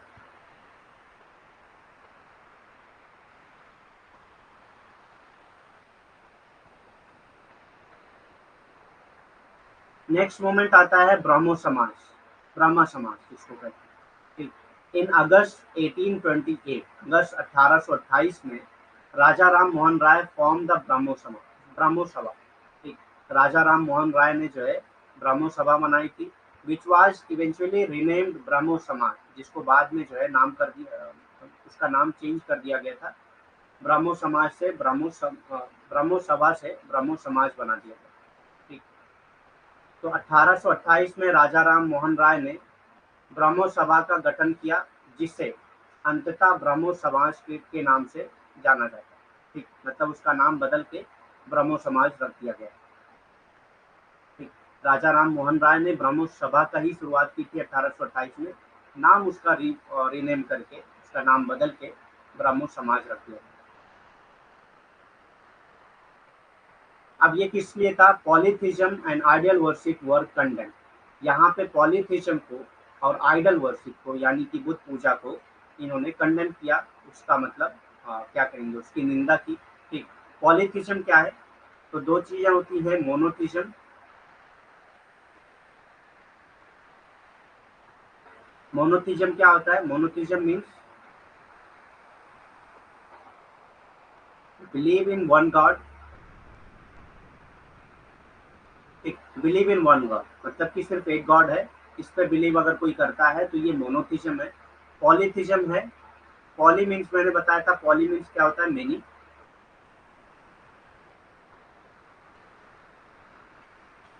पॉलीथिज्म मीन्स क्या है? Believe in many God.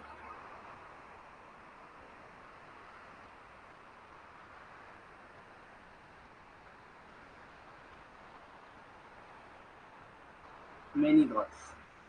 तो ये राजा राम मोहन राय जो है, जो ब्रह्मो सभा बनाते हैं, उसका मेन एम क्या था? पॉलीथिज्म को कंडेम करना। ये मानते थे कि एक गॉड है, सिर्फ मोनोथिज्म पे ये मतलब फोकस करते थे, और ये आइडल वर्शिप को कंडेम करते थे, मतलब बुद्ध पूजा को जो ये बुद्ध पूजा की निंदा करते थे। बहुदेववाद। बहुदेववाद क्या होता है? जिसमें बहुदेव हों, जिसमें देव ज़्यादा हों, ठीक, देवता ज़्यादा हों, उसको बहुदेव कहा जाता है। तो बहुदेववाद को इन्होंने अ, बहुदेववाद की निंदा की और मूर्ति पूजा की निंदा। ठीक, इस आंदोलन के ज़रिए राजा राम मोहन राय ने बहुदेववाद की निंदा की और मूर्ति पूजा की निंदा की। It abandoned believe in heavenly avatars, incarnation. ठीक, तो जो अवतार थे, मतलब अभी भी माना जाता है ना कि जो भगवान होते हैं उनके अवतार होते हैं, उनके इनकारनेशंस होते हैं। ठीक, मतलब उनके अवतार आते हैं, वर्ल्ड में, दुनिया में आते हैं उनके अवतार। ठीक, इसको, इस बिलीफ को इन्होंने खत्म किया। ठीक, इस बिलीफ को ये माना कि ये जो है झूठ है, ऐसा नहीं होता है। ठीक, इसने स्वर्गीय अवतारों में विश्वास को त्याग दिया। मतलब ये नहीं मानते थे कि भगवान का अवतार होता है। ठीक, भगवान का अवतार होता है ये नहीं मानते थे, ब्राह्मण समाज के लोग इस चीज को नहीं मानते थे।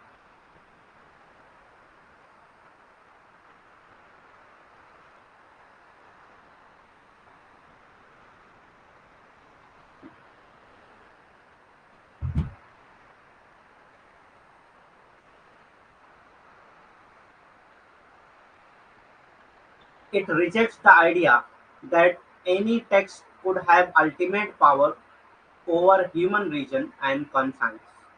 ठीक, तो ये इस आइडिया को रिजेक्ट करते हैं। It rejects that the idea that any text could have ultimate power. ये मतलब इस आइडिया को रिजेक्ट करते हैं कि कोई भी टेक्स्ट, यानी कि कोई भी बुक जो है, जिनको पवित्र बुक माना जाता है, उसके पास अल्टीमेट पावर होता है। किसके ऊपर? ह्यूमन रीजन और कॉन्शियसनेस के ऊपर। इस चीज को ये रिजेक्ट करते हैं। ठीक, कि टेक्स्ट की वजह से, टेक्स्ट के पास इतने पावर नहीं होते हैं, यानी कि जो वेदास वगैरह हैं उनके पास इतनी पावर नहीं होती। इसने इस विचार को खारिज कर दिया कि किसी भी पाठ की मानवीय तर्क और विवेक पर अंतिम शक्ति हो सकती है। तो पाठ की, यानी कि वेदास वगैरह जो है वो, उनकी जो है शक्ति जो है इतनी नहीं हो सकती कि वो मानव तर्क को या विवेक को जो है कंट्रोल कर सके। ठीक, इस आइडिया को भी ये रिजेक्ट करते हैं।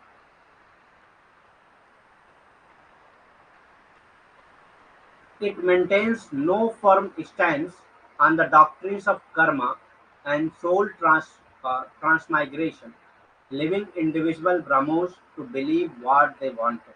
ठीक, इसने कर्म और आत्मा के देहांतरण के सिद्धांत पर कोई दृढ़ रुख नहीं रखा। ठीक, तो ये जो है कोई भी अपना विचार नहीं देते हैं किस पे? कर्मा और सोल ट्रांसमाइग्रेशन। मतलब जो कहते हैं ना कि सोल, प्राण का जो है त्याग होता है, प्राण जो है वो ट्रांसफर होते हैं, ट्रांसमाइग्रेट होते हैं, मतलब एक जगह से दूसरी जगह जाते हैं। ठीक, तो कर्मा और सोल ट्रांसमाइग्रेशन पे इन्होंने आ, कोई भी मतलब इन्होंने व्यूज नहीं दिए। और इंडिविजुअल ब्रह्मोस को इन्होंने छोड़ दिया कि जो भी वो बिलीव करना चाहे कर सकते हैं। ठीक, अगर वो चाहते हैं बिलीव करना कि जो प्राण है वो चलते हैं, ठीक, वो आते हैं बाद में भी, तो ठीक है, और नहीं बिलीव करना चाहते तो नहीं करें। मतलब इन्होंने कोई व्यूज नहीं रखा उसमें। इसने कर्म और आत्मा के देहांतरण के सिद्धांत पर कोई दृढ़ रुख नहीं रखा। व्यक्तिगत ब्राह्मोस को ये विश्वास करने के लिए छोड़ दिया कि वे क्या चाहते हैं, तो जैसा वे विश्वास करना चाहें वैसा कर सकते हैं। कोई भी इसका इन्होंने इस पे कोई भी इस सिद्धांत पे कोई भी उन्होंने अपना रुख नहीं रखा है। ठीक, मतलब ऐसा नहीं कहा कि ऐसा होता है या नहीं होता है। ठीक, ना होता है ना नहीं होता है, कुछ भी नहीं कहा इन्होंने। तो जैसा ब्रह्मोस बिलीव करना चाहे, ब्रह्मोस मतलब जो लोग ब्रह्मो समाज को, ब्रह्मो सभा को मानने वाले थे वो, ठीक, वो जैसा मानना चाहे वैसा मान सकते हैं।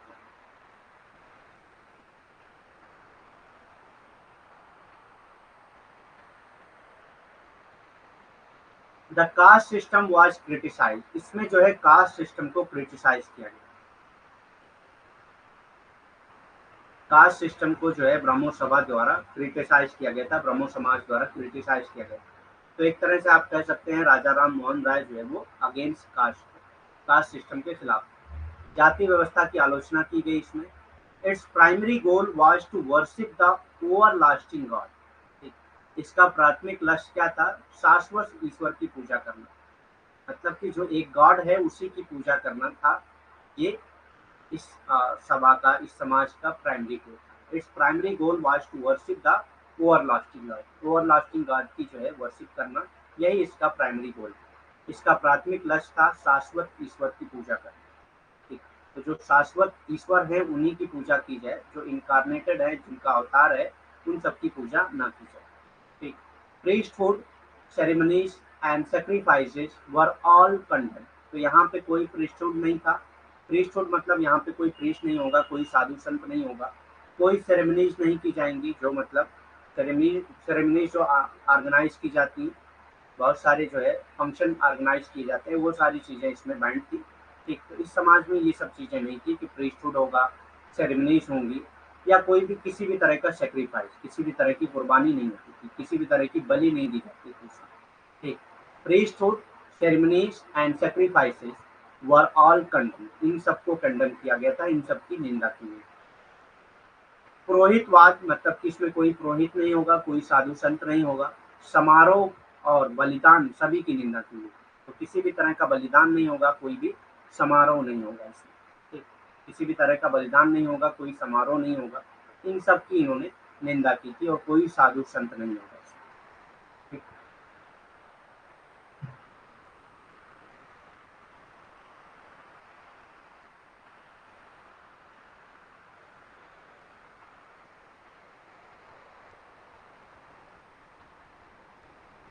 It's centred on prayers, meditation and scripture reading. ये सबसे ज़्यादा फोकस किस पे करते हैं? प्रेयर्स पे ज़्यादा फोकस करते हैं, मेडिटेशन पे ज़्यादा फोकस करते हैं, और स्क्रिप्चर रीडिंग पे ज़्यादा फोकस करते हैं। तो जो भी स्क्रिप्चर हैं, शास्त्र वगैरह हैं, उनकी रीडिंग पे ज़्यादा ये फोकस करते हैं। ये प्रार्थना, ध्यान और शास्त्र पढ़ने पढ़ने पर केंद्रित है। तो ब्राह्मण समाज के लोग ज़्यादातर प्रार्थना करना पसंद करते थे, ध्यान लगाना, ठीक, या शास्त्र पढ़ना, ठीक, इन सब पे ज़्यादा ध्यान इनका केंद्रित था। It thought that all religion should be together। इनकी सोच क्या थी कि सारे रिलीजन को एक साथ होना चाहिए। इनकी सोच ये थी कि सारे रिलीजन, यानी कि जितने भी वर्ल्ड में रिलीजन पाए जाते हैं, सारे रिलीजन को एक साथ होना चाहिए। उनका मानना था कि सभी धर्मों को एक साथ होना चाहिए। ठीक, तो इनका क्या मानना था कि सारे धर्म जो है वो एक साथ रहें, और उनमें से जो सब हर धर्म से जो अच्छी चीज़ें हैं उन्हीं को निकाल लिया जाए, और जो खराब चीज़ें हैं उनको निकाल के फेंक दिया। ठीक, it was contemporary India's first intellectual reform movement. ये इंडिया का सबसे पहला इंटेलेक्चुअल रिफॉर्म मूवमेंट था। ठीक, इंडिया का सबसे पहला इंटेलेक्चुअल रिफॉर्म मूवमेंट कौन सा था? ब्रह्मो समाज या ब्रह्मो सभा। ठीक, ये समकालीन भारत का पहला बौद्धिक सुधार आंदोलन था। ठीक, तो समकालीन भारत का सबसे पहला बौद्धिक सुधार आंदोलन कौन सा था? ये ब्रह्मो सभा या ब्रह्मो समाज था। ठीक,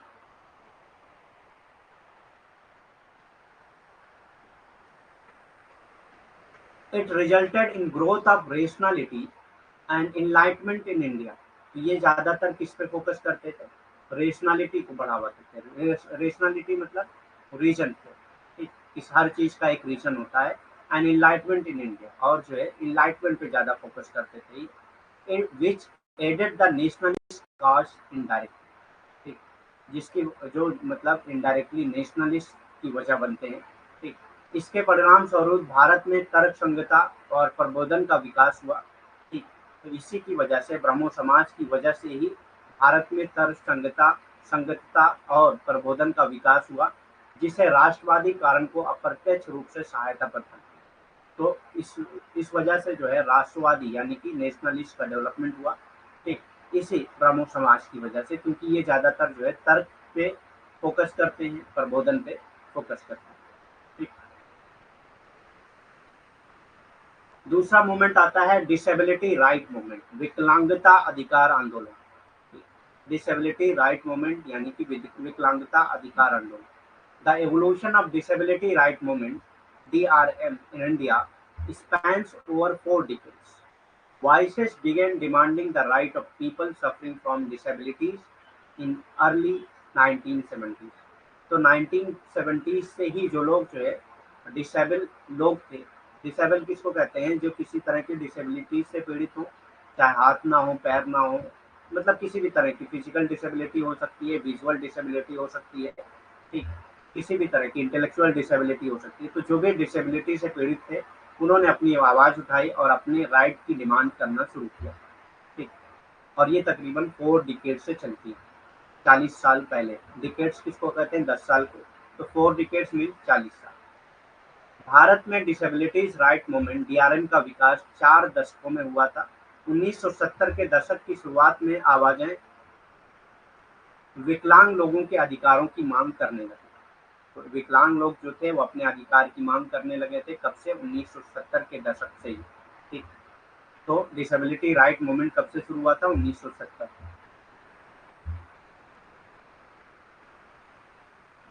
The 1980s witnessed the consolidation of demand from various groups and their organization under a class disability umbrella representing the interests of the disabled। 1980 के दशक में विकलांगों के हितों का प्रतिनिधित्व करने वाले एक क्रास विकलांग छतरी के नीचे विभिन्न समूहों और उनके संगठन की मांगों का समेकन देखा। तो अलग अलग टाइप के जो डिसेबल लोग थे वो एक साथ जमा हुए और अपनी डिमांड को जो है एक मतलब एक अपनी डिमांड को कंसोलिडेट, मतलब एक साथ जोड़ा उन्होंने अपनी डिमांड को, और 1980 में इन्होंने एक साथ अपनी मांग को मांगना शुरू किया। ठीक। 1980 के दशक में विकलांगों के हितों पर प्रतिनिधित्व करने वाले एक त्रास विकलांग छतरी के नीचे विभिन्न समूहों और उनके संगठन की मांगों का समेकन देखा गया। ठीक। तो ये था disability movement in India.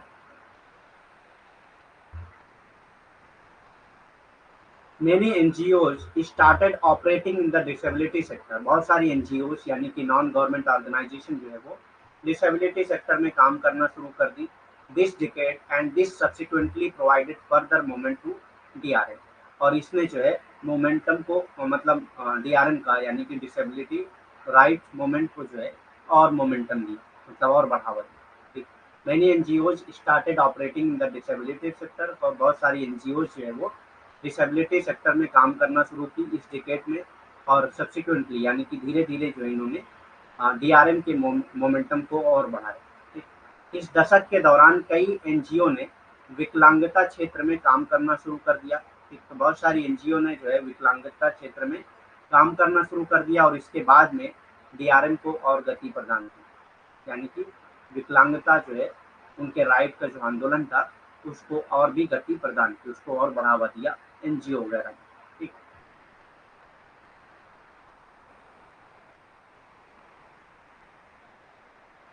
Government pass the persons with disability equal opportunities protection right and full participation act 1995 और पीडब्ल्यू एक्ट। ठीक। तो गवर्नमेंट ने एक लॉ पास किया, एक एक्ट पास किया जिसका नाम क्या था? Persons with Disability Equal Opportunity Protection Right and Full Participation Act 1995। तो 1995 में इन्होंने एक एक्ट पास किया जिसमें इन्होंने इक्वल अपॉर्चुनिटी दी, डिसेबल लोगों को इक्वल प्रोटेक्शन दिया और इक्वल राइट दिया और फुल पार्टिसिपेशन के लिए एक्ट पास किया 1995 में, जिसको पीडब्ल्यू एक्ट के नाम से भी जाना जाता है।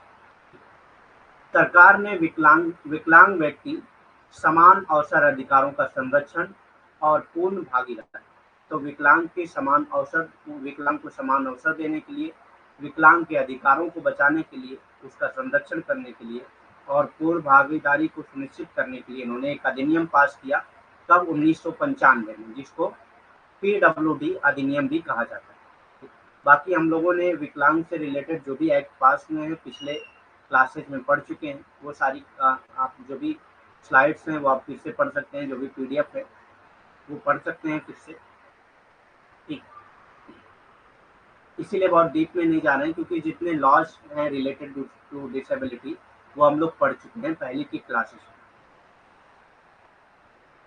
With reserve 3% of the government post for those in the PWD category. तो 3% जो है इन्होंने पोस्ट को रिजर्व कर दिया था, गवर्नमेंट पोस्ट को रिजर्व कर दिया गया था पीडब्ल्यूडी कैटेगरी की। उसके बाद 2016 में इसको रिवाइज किया गया था, तो उसमें आप देख लीजिएगा कि आप कितना परसेंटेज हो गया है इनका। ठीक। हम लोग पढ़ चुके हैं पिछले क्लासेज में, जिसमें पीडब्ल्यूडी श्रेणी में 3% सरकारी पद आरक्षित थे। ठीक। तो जो भी सरकारी पद होंगे उसमें 3% जो है वो इसके लिए विकलांग लोगों के लिए आरक्षित कर दिया गया। ठीक।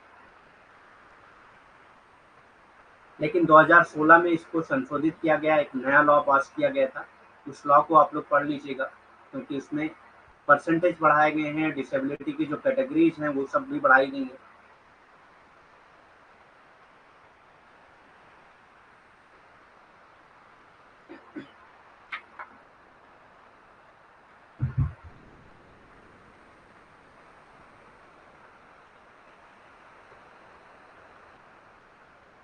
हाँ, 3 से 4% कर दिया गया था उसमें 2015 में। In the new millennium, the United Nations adopted the Convention on the Right of Person with Disability in 2016।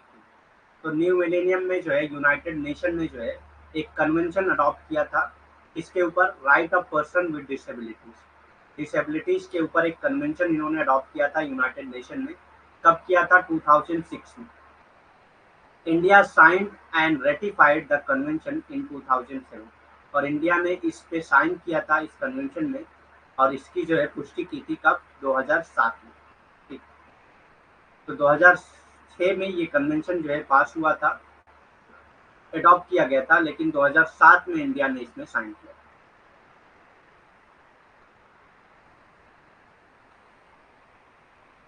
नई सहस्त्राब्दी में, सहस्त्राब्दी है ना ये, सहस्त्राब्दी में संयुक्त राष्ट्र ने 2006 में विकलांग व्यक्तियों के अधिकारों पर कन्वेंशन को अपनाया। ठीक, तो विकलांग व्यक्तियों के अधिकारों पर एक कन्वेंशन को अपनाया गया था, किसके जरिए? संयुक्त राष्ट्र के जरिए, जो 2006 में अपनाया गया था, लेकिन भारत ने इस पर जो है 2007 में इस कन्वेंशन पर हस्ताक्षर किए थे और इसकी पुष्टि की। ठीक, तो इस कन्वेंशन पे हस्ताक्षर जो है वो 2007 में भारत ने किया था और इसकी पुष्टि किया था।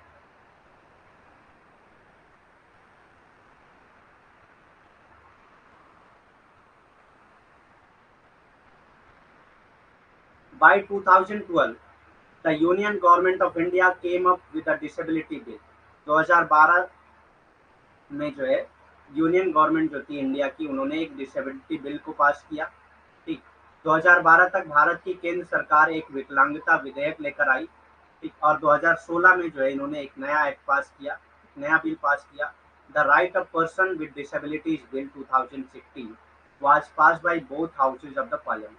ठीक, तो 2016 में इन दोनों हाउसेज के जरिए, पार्लियामेंट की लोकसभा और राज्यसभा के जरिए एक नई बिल पास की गई, किस पे? Right of person with disability bill के नाम से। ठीक, तो 2012 में भी एक बिल आई, पहले 1995 में भी आई, उसके बाद 2012 में, फिर 2016। 2012 तक भारत की केंद्र सरकार एक विकलांगता विधेयक लेकर आई। विकलांग व्यक्तियों के अधिकार विधेयक 2016 को संसद के दोनों सदनों द्वारा पारित किया गया। तो विकलांग व्यक्तियों के अधिकार का एक विधेयक था जो 2016 में लाया गया, और ये दोनों सदनों द्वारा पास किया गया।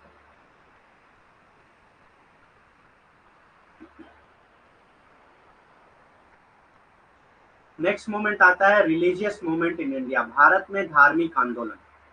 The socio religious moment in India can be studied under different heads. ठीक, तो कई अलग अलग तरीके से आप जो है रिलीजियस मोमेंट को समझ सकते हैं। इंडिया में जो भी रिलीजियस मोमेंट हुए थे उनमें, भारत में धार्मिक आंदोलन, भारत में सामाजिक धार्मिक आंदोलन का विभिन्न शीर्षों के तहत अध्ययन किया जा सकता है। ठीक, तो अलग अलग शीर्षकों के तहत जो है हम भारत में जो भी धार्मिक आंदोलन हुए थे, सामाजिक धार्मिक आंदोलन हुए थे, उसको आप स्टडी कर सकते हैं। तो सबसे पहले आता है Hindu reform movement. Hindu reform movement यानी कि हिंदू में जो रिलीजियस आंदोलन हुए थे उसी को हिंदू रिफॉर्म मूवमेंट कहा जाता है या हिंदू सुधार आंदोलन कहा जाता है। तो इसमें सबसे पहले आ जाएगा ब्राह्मो समाज, जो राजा राम मोहन राय ने किया था।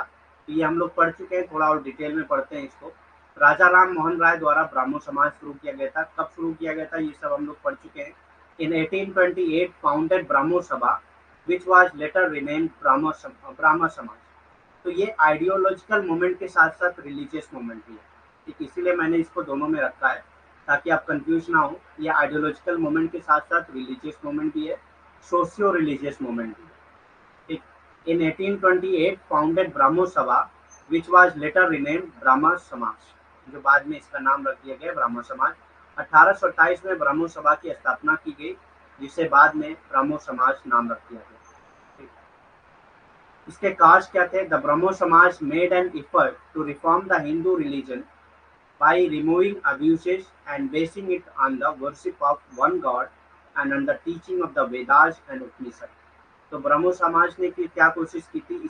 इस समाज के जरिए हिंदू में हिंदू रिलीजन में रिफॉर्म करने की कोशिश की थी। क्या करने के लिए? इसमें जो अब्यूजेस थे यानी कि जो इविल्स थी, जो बुराइयां थी, उसको निकाल कर इसका रिफॉर्म करने की कोशिश की थी।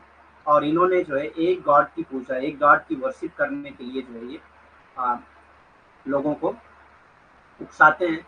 And on the teaching of the Vedas and Upanishad, और ये जो है लोगों को वेदास और उपनिषद की टीचिंग पे ही लाने की कोशिश करते हैं। ब्रह्मो समाज ने गालियों को हटाकर, गालियों मतलब कि जो भी बुराइयां थी, बुराइयों कहिए ज्यादा सही होगा, गालियां अलग चीज हो जाती है। ब्रह्मो समाज ने बुराइयों को हटाकर और इसे एक ईश्वर की पूजा और वेदों और उपनिषदों की शिक्षा पर आधारित करके हिंदू धर्म को सुधारने का प्रयास किया। तो ब्राह्मो समाज ने क्या किया था? जो भी हिंदू धर्म में बुराइयां थी उसको खत्म करके एक ईश्वर की पूजा करने के लिए, क्योंकि उस वक्त जो है हिंदू धर्म में अभी भी जो है ऐसा है, मतलब उस वक्त जब ब्रह्मो समाज बना था तब ये कोशिश की गई थी कि जो हिंदू धर्म जो है कई ईश्वर की पूजा करते हैं, वो खत्म करके एक ईश्वर की पूजा करने के लिए उनको मनाया जाए और वेदों और उपनिषद की शिक्षा पर आधारित किया जाए उनको, मतलब उनको ये उनको वेदों और उपनिषद की जो शिक्षाएं हैं उनके ऊपर लाया जाए और हिंदू धर्म को सुधारने का प्रयास किया गया। ठीक, और इसके जरिए उन्होंने क्या किया था? हिंदू धर्म को सुधारने का प्रयास किया। Even though it repudiated the doctrine of the infallibility of the Vedas। हालांकि इसने वेदों की अचूकता के सिद्धांत को खारिज कर दिया। तो वेदों की जो अचूकता थी, जिसको ये माना जाता है कि वेद जो है वो अचूक है, उसकी सिद्धांत, उसकी डॉक्ट्रिन को इन्होंने खारिज कर दिया था। ये नहीं मानते थे कि वेद जो है वो इनफेलिएबल है। वेद जो है इनफेलिएबल है, इसको इन्होंने रिजेक्ट किया था। ब्रह्मो ब्रह्मोज वर, यानी कि ब्रह्मोज किसको कहेंगे? जो ब्रह्मो समाज को मानने वाले थे, ब्रह्मो सभा को जो मानने वाले थे।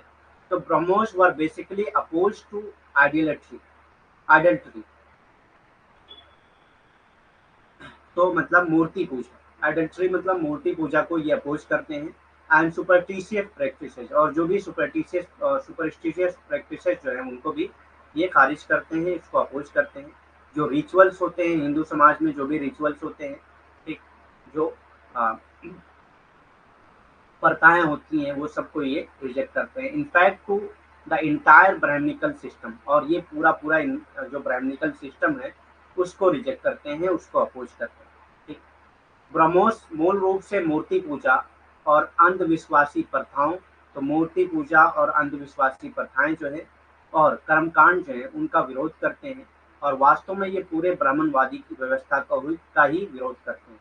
तो ब्रह्मोस क्या करते हैं? जो ब्राह्मणवादी व्यवस्था है उसी का ही विरोध करते हैं और मूर्ति पूजा का विरोध करते हैं, और जो अंधविश्वासी प्रथाएं हैं या कर्मकांड है उनका भी विरोध करते हैं। कॉन्सिक्वेंसेस क्या थे? ब्रह्मो समाज का जो परिणाम था वो क्या था? They actively oppose the caste system and child marriage and supported the general uplift of women. ठीक, तो इन्होंने मतलब बहुत ही एक्टिव तरीके से अपोज किया था कास्ट सिस्टम को, और चाइल्ड मैरिज को इन्होंने अपोज किया था। ठीक, तो ये सब इविल्स थे, सोशल इविल्स थी हिंदू समाज में, इन सबको इन्होंने अपोज किया। एक कास्ट सिस्टम का अपोज किया, चाइल्ड मैरिज का अपोज किया, और सपोर्ट किया विमेन के अपलिफ्टमेंट, मतलब विमेन के एम्पावरमेंट को इन्होंने सपोर्ट किया। ठीक, इंक्लूडिंग विडो रीमैरिज। पहले जो है हिंदुओं में विडो रीमैरिज नहीं हुआ करती थी, इन्होंने ही सपोर्ट किया विडो रीमैरिज को। ठीक, और बाद में लॉ पास हुआ इंडिया में, विडो रीमैरिज एक्ट। ठीक, and the spread of modern education to men and women, और इन्होंने मॉडर्न एजुकेशन को बढ़ावा दिया मेन एंड वीमेन दोनों में। ठीक, मतलब दोनों लोगों को मॉडर्न एजुकेशन हासिल करना चाहिए। ये कॉन्सिक्वेंसेस था ब्रह्मो समाज का।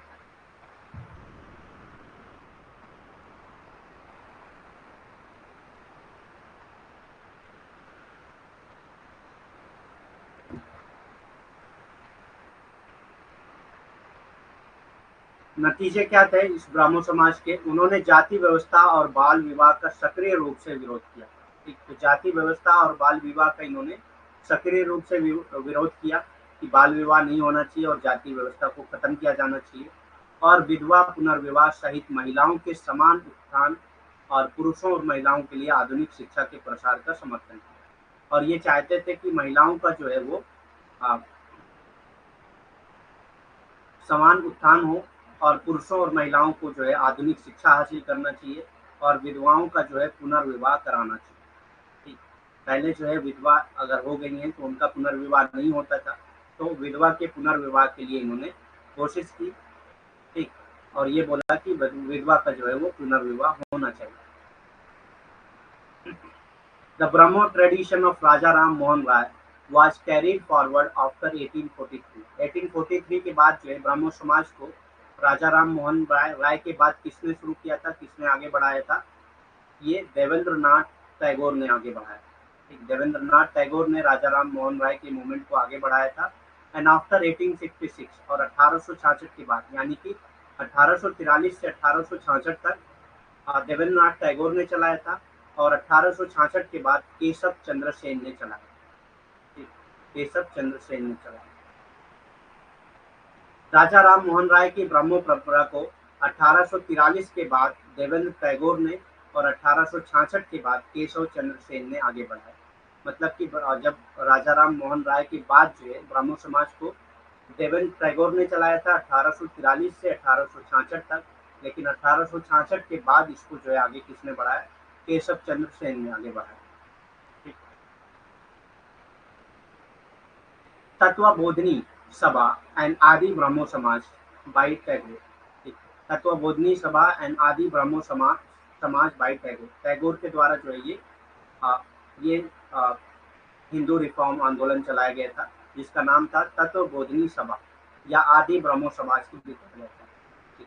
देवेंद्र टैगोर द्वारा तत्वबोधिनी सभा और आदि ब्रह्मो समाज चलाया गया, जो हमने पढ़ा है अभी। ब्रह्मो समाज को बाद में देवेंद्र टैगोर ने ही चलाया था। देवेंद्र टैगोर फादर ऑफ रविन्द्रनाथ टैगोर, तो ये फादर थे रविन्द्रनाथ टैगोर के। फॉर्म तत्वबोधिनी सभा इन 1839। 1839 में ही इन्होंने तत्वबोधिनी सभा बनाया था। रविन्द्रनाथ टैगोर के पिता देवेंद्रनाथ टैगोर ने 1839 में तत्वबोधिनी सभा का गठन किया। ठीक, तो ये पिता थे रविन्द्रनाथ टैगोर के, जो बाद में इन्होंने 1839 में तत्वबोधिनी सभा का गठन किया। He later gave a new life to ब्रह्मो समाज। इन्होंने ब्रह्मो समाज को एक नए तरीके से डिजाइन किया, एक नई लाइफ दिया उन्होंने। He joined in it in 1842। इन्होंने ब्रह्मो समाज को ज्वाइन कब किया था? 1842 में ज्वाइन किया। ठीक, बाद में उन्होंने 1842 में इसमें शामिल होने पर ब्रह्मो समाज को एक नया जीवन दिया। ठीक, तो इन्होंने 1842 में ब्रह्मो समाज को ज्वाइन कर लिया, उसमें शामिल हो गए और उनको एक नया जीवन दिया, एक नई तरीके से उसको चलाया। He later gave a new life to Brahmo Samaj when he joined it in 1842। वही रिपीट हुआ है।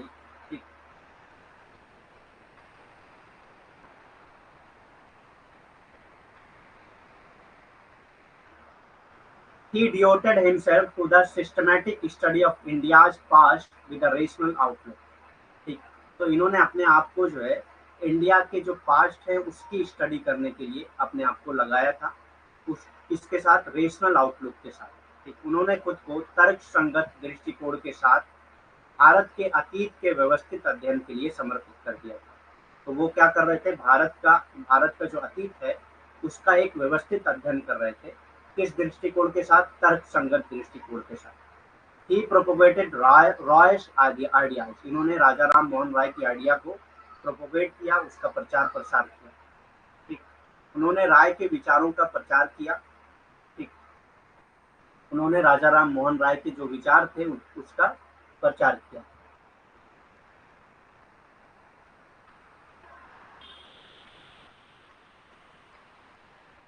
Ramakrishna movement by Swami Vivekananda. Ramakrishna movement किसके जरिए चलाया गया था? स्वामी विवेकानंद के जरिए। Ramakrishna Paramahamsa, Ramakrishna Paramahamsa 1886 was saintly person, तो एक साधु संत थे ये, एक सेंटली पर्सन थे, was sought religious salvation in the traditional ways of renunciation, meditation and devotion। तो ये ज़्यादातर जो है renunciation, meditation और devotion पे फोकस करते हैं। ठीक। स्वामी विवेकानंद द्वारा रामकृष्ण आंदोलन चलाया गया था। रामकृष्ण परमहंस एक संत व्यक्ति थे। तो ये क्या थे? एक संत व्यक्ति थे जिन्होंने त्याग, ध्यान और भक्ति के पारंपरिक तरीकों से धार्मिक मोक्ष की मांग की थी। तो इन्होंने त्याग, ध्यान और भक्ति के जरिए जो है जो भी पारंपरिक तरीके थे, इसके जरिए जो है इन्होंने धार्मिक मोक्ष की मांग की थी, धार्मिक साल्वेशन की मांग की थी। He emphasized that there were many roads to God। इन्होंने कहा कि कई रास्ते हैं गॉड तक पहुंचने के लिए और साल्वेशन के और मोक्ष के कई रास्ते हैं। And that service of man was service of God. और इन्होंने कहा कि सर्विस ऑफ मैन यानी कि आप प्रजा की अगर खिदमत कर रहे हैं, उनकी सर्विस कर रहे हैं, तो आप गॉड की सर्विस कर रहे हैं। Service of man was service of God, for man was the embodiment of God. क्योंकि इन्होंने कहा कि मैन क्या है? एम्बॉडीमेंट है गॉड का। ठीक। उन्होंने इस बात पर जोर दिया कि ईश्वर और मोक्ष के लिए कई रास्ते हैं। तो उन्होंने क्या कहा? रामकृष्ण परमहंस क्या कहते हैं कि ईश्वर और मोक्ष के लिए कई रास्ते हैं और मनुष्य की सेवा ही ईश्वर की सेवा है। और ये कहते हैं कि मनुष्य की सेवा ही ईश्वर की सेवा है, क्योंकि मनुष्य ईश्वर का अवतार होता है। क्योंकि ये क्या कहते हैं? मनुष्य क्या है? ईश्वर का अवतार होता है। Swami Vivekananda was his disciple. और ये रामकृष्ण परमहंस के डिसाइपल थे स्वामी विवेकानंद। स्वामी विवेकानंद उनके शिष्य थे। ठीक है। विवेकानंद तो पॉपुलराइज रामकृष्णास रिलीजियस मैसेज। तो इन्होंने उनके जो मैसेजेस थे कि मतलब मेनी रोड्स टू गॉड या service of man is the service of God, इन सब चीज़ों को इन्होंने प्रोपोगेट किया स्वामी विवेकानंद ने। विवेकानंद ने रामकृष्ण के धार्मिक संदेशों को लोकप्रिय किया। तो जो भी रामकृष्ण परमहंस के जो भी धार्मिक संदेश थे, उनको बढ़ावा दिया किसने? स्वामी विवेकानंद ने। ठीक। He tried to put it in a form that would suit the need of contemporary Indian society। उन्होंने इसको ऐसा रखने की कोशिश की कि वो कंटेम्प्रेरी इंडियन सोसाइटी की जो नीड है उसको पूरा कर पाए। उन्होंने इसे ऐसे रूप में प्रस्तुत करने का प्रयास किया जो समकालीन भारतीय समाज की आवश्यकताओं के अनुरूप। मतलब उन्होंने उसको ऐसा व्यवस्थित किया, ऐसा प्रस्तुत करने की कोशिश की कि जो समकालीन भारतीय समाज है उसकी जो आवश्यकता है उसको पूरा कर सके। विवेकानंद रोड 1898 में उन्होंने क्या लिखा? फॉर आवर ओन मदरलैंड, हमारे अपने मदरलैंड के लिए यानी कि भारत के लिए, a junction of two great system. दो ग्रेट सिस्टम है, जंक्शन है दो ग्रेट सिस्टम का। कौन कौन सा वो ग्रेट सिस्टम है? तो इन्होंने बताया कि जो हमारा मदरलैंड है वो क्या है? जंक्शन है दो ग्रेट सिस्टम का, जिसमें दो सिस्टम कौन कौन से आते हैं? Hinduism and Islam is the only hope. और ये कहते हैं कि हिंदुइज्म और इस्लाम जो है वो एकमात्र होप है। ठीक। विवेकानंद ने 1898 में लिखा कि हमारी अपनी मातृभूमि के लिए दो महान प्रणालियां, हिंदू और इस्लाम, एक जंक्शन, एकमात्र आशा है। ठीक। तो ये कहते हैं कि हमारे मातृभूमि के लिए यानी कि भारत के लिए हिंदू और इस्लाम ही एकमात्र आशा है। ठीक।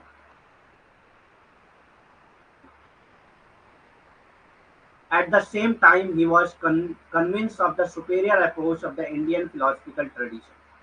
ठीक। उसी सेम टाइम में साथ ही उन्होंने भारतीय दार्शनिक परंपरा के श्रेष्ठ दृष्टिकोणों के कायल भी थे वो। ठीक। He himself subscribed to Vedanta. इन्होंने खुद ही वेदांता को सब्सक्राइब किया था। ठीक। Which he declared to be a fully rational system। Vedanta को इन्होंने क्या डिक्लेयर किया था? फुली रेशनल सिस्टम डिक्लेयर किया था। वेदांता को इन्होंने फुली रेशनल सिस्टम डिक्लेयर किया था। उन्होंने स्वयं वेदांत की सदस्यता ली, जिसे उन्होंने पूरी तरह से तर्क संगत प्रणाली घोषित किया। तो इन्होंने वेदांत को ही तर्क संगत प्रणाली घोषित किया। Vivekananda criticised Indian for having lost touch with the rest of the world and become stagnant and mummified. Vivekananda ने बाकी दुनिया से संपर्क खो देने के लिए भारतीयों की आलोचना की और स्थिर और ममीकृत होगा। तो वो क्या कहते हैं कि भारतीय जो है क्या है, बाकी दुनिया से उन्होंने अपना टच खो दिया है, मतलब बाकी दुनिया से ये लोगों ने संपर्क नहीं किया है। इसको क्रिटिसाइज करते हैं विवेकानंद, और ये कहते हैं कि बाकी दुनिया के साथ जुड़े रहना चाहिए। ठीक। और उन्होंने कहा कि ये जो है स्टैग्नेंट रह गए, ममीफाइड रह गए। ममीफाइड मतलब जो एक मूर्ति की तरह, एक मरे हुए आदमी की तरह रहते हैं। ठीक। विवेकानंद ने बाकी दुनिया से संपर्क खो देने के लिए भारतीयों की आलोचना की और स्थिर और ममीकृत हो गए। ठीक। Vivekanand condemned the caste system and Hindu emphasized on ritual and superstition.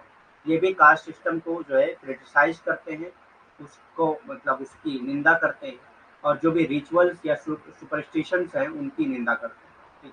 Vivekananda ने जाति व्यवस्था और कर्मकांडों और अंधविश्वासों पर हिंदू जोड़ की निंदा की। ठीक। He argued people to imbibe the spirit of liberty, equality and free thinking. तो ये कहते हैं कि इस थिंकिंग को लोगों को अपने अंदर बसा लेना चाहिए, liberty, equality and free thinking. ठीक। उन्होंने लोगों को स्वतंत्र, समानता और स्वतंत्र सोच की भावना को आत्मसात करने का आग्रह करते हैं।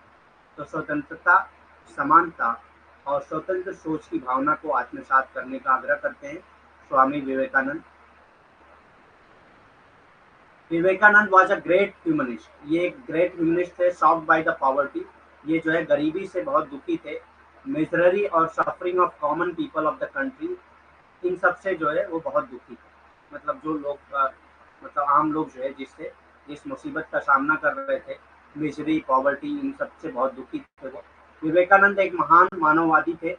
देश के आम लोगों की गरीबी, दुख और पीड़ा से हैरान होकर उन्होंने ये लिखा था। ये कोटेशंस आप याद रखिएगा बस। The country the only God in home I believe, तो वो कहते हैं कि मैं सिर्फ उस गॉड पे, उस भगवान पे विश्वास रखता हूँ।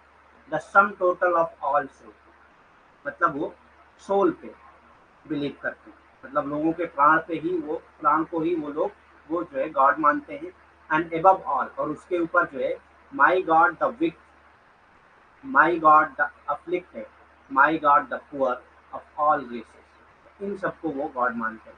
एकमात्र ईश्वर जिसमें मैं विश्वास करता हूँ, सभी आत्माओं का कुलयोग। ठीक। तो सारी आत्माओं को वो गॉड मानते हैं, और ये कहते हैं मैं इसी गॉड पे विश्वास रखता हूँ, क्योंकि ये सबसे ऊपर मेरे भगवान है।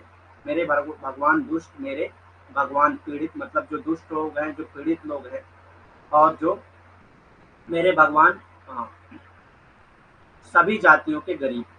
ठीक। तो ये सारे लोग जो है उनके भगवान है, उसी पे वो लोग बिलीव करते हैं। To the educated Indian, educated Indian के लिए उन्होंने क्या कहा था, so long as the millions live in hunger and ignorance. मतलब ये कहते हैं कि जब तक मिलियंस लोग, यानी कि लाखों लोग जो है, जब तक भूख और जाहिलियत से, इग्नोरेंस कहते हैं जो अशिक्षित है, भूख और अशिक्षा से जब तक लोग जिंदा हैं, I hold every man a traitor, तो मैं हर आदमी को धोखेबाज कहूंगा। Who having been educated at their expense pays not the least heed to them। ठीक। तो वो कहते हैं कि जितने भी पढ़े लिखे लोग हैं उनके लिए उन्होंने कहा कि जब तक कोई भी इंडिया में या भारत में जब तक कोई भी भूखा या अशिक्षित रह जाता है, मैं वो जो पढ़े लिखे लोग हैं उनको धोखेबाज कहूँगा। ठीक, देशद्रोह कहूँगा। शिक्षित भारतीयों के लिए उन्होंने कहा कि जब तक लाखों लोग भूखे और अज्ञानता में रहते हैं, तब तक मैं हर उस व्यक्ति को देशद्रोही मानता हूँ। ठीक। जो उनके खर्च पर शिक्षित हुआ है और उन पर जरा भी ध्यान नहीं देता। ठीक।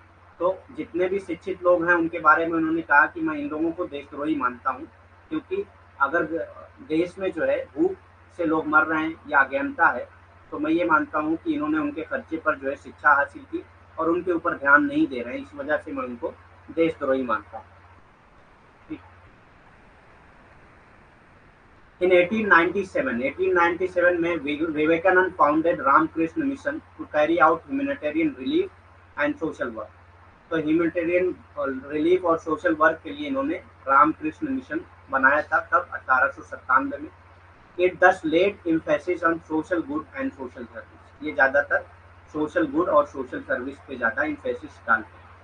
1897 में विवेकानंद ने मानवीय राहत और सामाजिक कार्य करने के लिए, मानवीय राहत और सामाजिक कार्य करने के लिए ही इन्होंने रामकृष्ण मिशन की स्थापना की थी 1897 में। इस प्रकार इससे सामाजिक भलाई या समाज सेवा पर जोर दिया गया। ठीक, तो यहाँ तक था स्वामी विवेकानंद का। उसके बाद आर्य समाज बाई स्वामी दयानंद सरस्वती। आर्य समाज किसने शुरू किया था? स्वामी दयानंद सरस्वती। स्वामी दयानंद सरस्वती द्वारा Arya Samaj.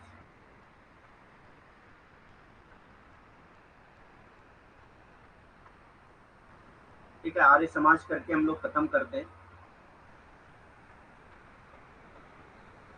The Arya Samaj undertook the task of reforming the Hindu religion in the West and North India।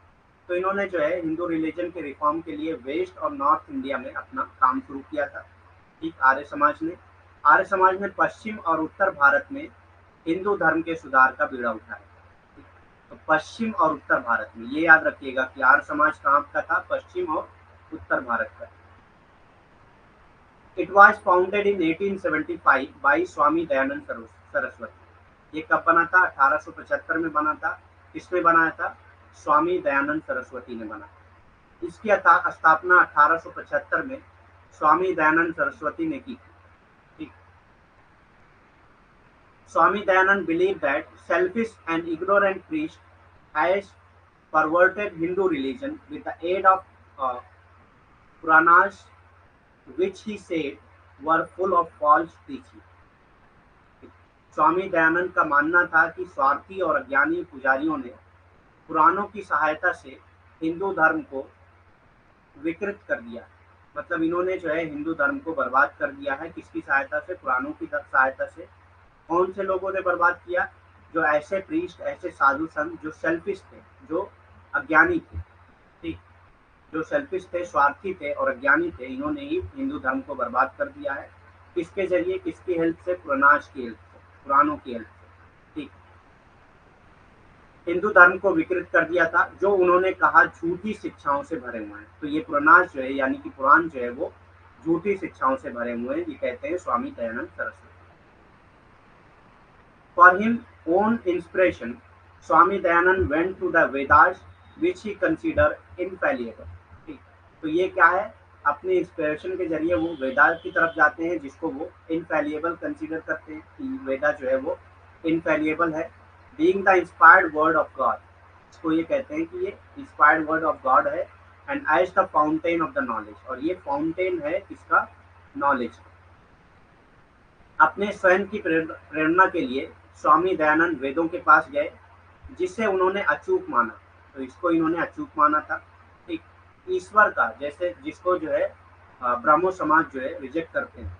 ब्रह्मो समाज वेदा को इनफैलिएबल नहीं मानते हैं, अचूक नहीं मानते हैं, लेकिन स्वामी दयानंद सरस्वती यानी कि आर्य समाज जो इसको इनफैलिएबल मानते हैं, अचूक मानते हैं।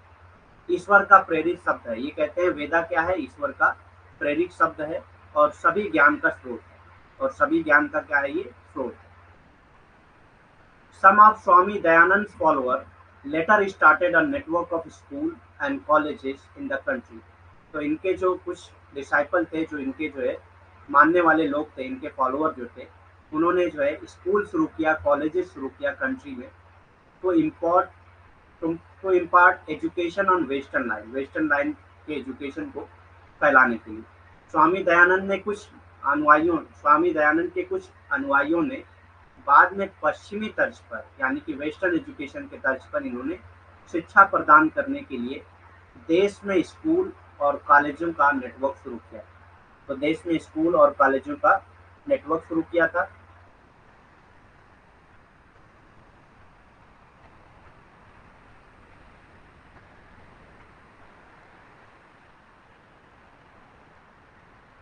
लाला Hansraj played a leading part in this effort. इसमें सबसे ज़्यादा स्कूल और कॉलेज खोलने में लाला हंसराज ने ही इम्पोर्टेंट भूमिका निभाई थी। इस प्रयास में लाला हंसराज ने अग्रणी भूमिका निभाई। इन 1902 स्वामी Sharadanand started the Gurukul near Hardwar to propagate the more traditional ideal of education। तो ट्रेडिशनल तरीके के एजुकेशन को प्रोपोगेट करने के लिए गुरुकुल की शुरुआत की गई थी। कहाँ पे? हरिद्वार में।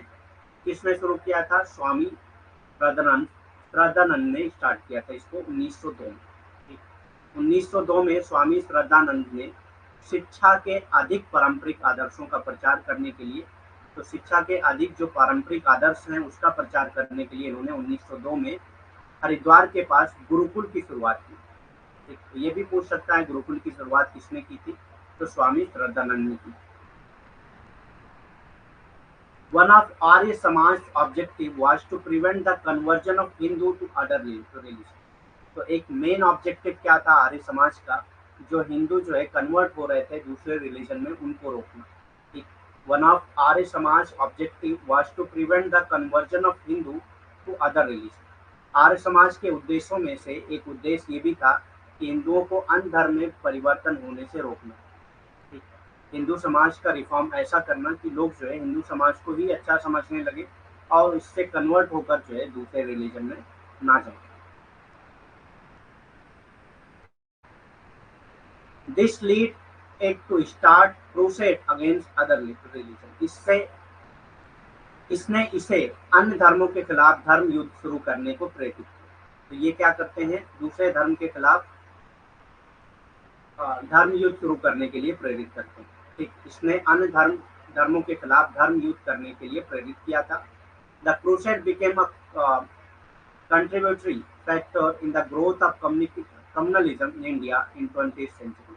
और इसी की वजह से जो इन्होंने रिलीजियस क्रूसेड को स्टार्ट किया, मतलब धर्म युद्ध को स्टार्ट करने के लिए प्रेरित किया, इसी वजह से 20th सेंचुरी में कम्युनलिज्म को बढ़ावा मिला इंडिया में। ये धर्म युद्ध 20वीं शताब्दी में भारत में सांप्रदायिकता के विकास में एक सहायक कारक बन गया। भारत में जो भी सांप्रदायिकता का विकास हुआ 20वीं शताब्दी में, उसमें सबसे बड़ा रीजन कौन था? आर्य समाज था, क्योंकि ये जो है धर्म युद्ध को प्रेरित करता है। तो आज के लिए इतना ही। Thank you very much. और भी कुछ पूछना हो, कोई क्वेश्चन आपके पास हो, आपके माइंड में हो तो पूछ सकते हैं। एनी क्वेश्चन जो भी आपके माइंड में हो पूछ सकते हैं।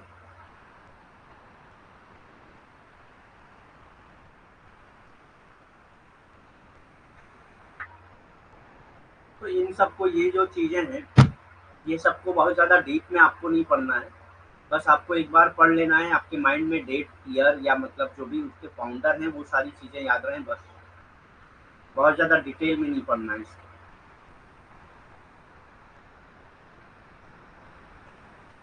ठीक है, कोई क्वेश्चन नहीं है अब? Any question?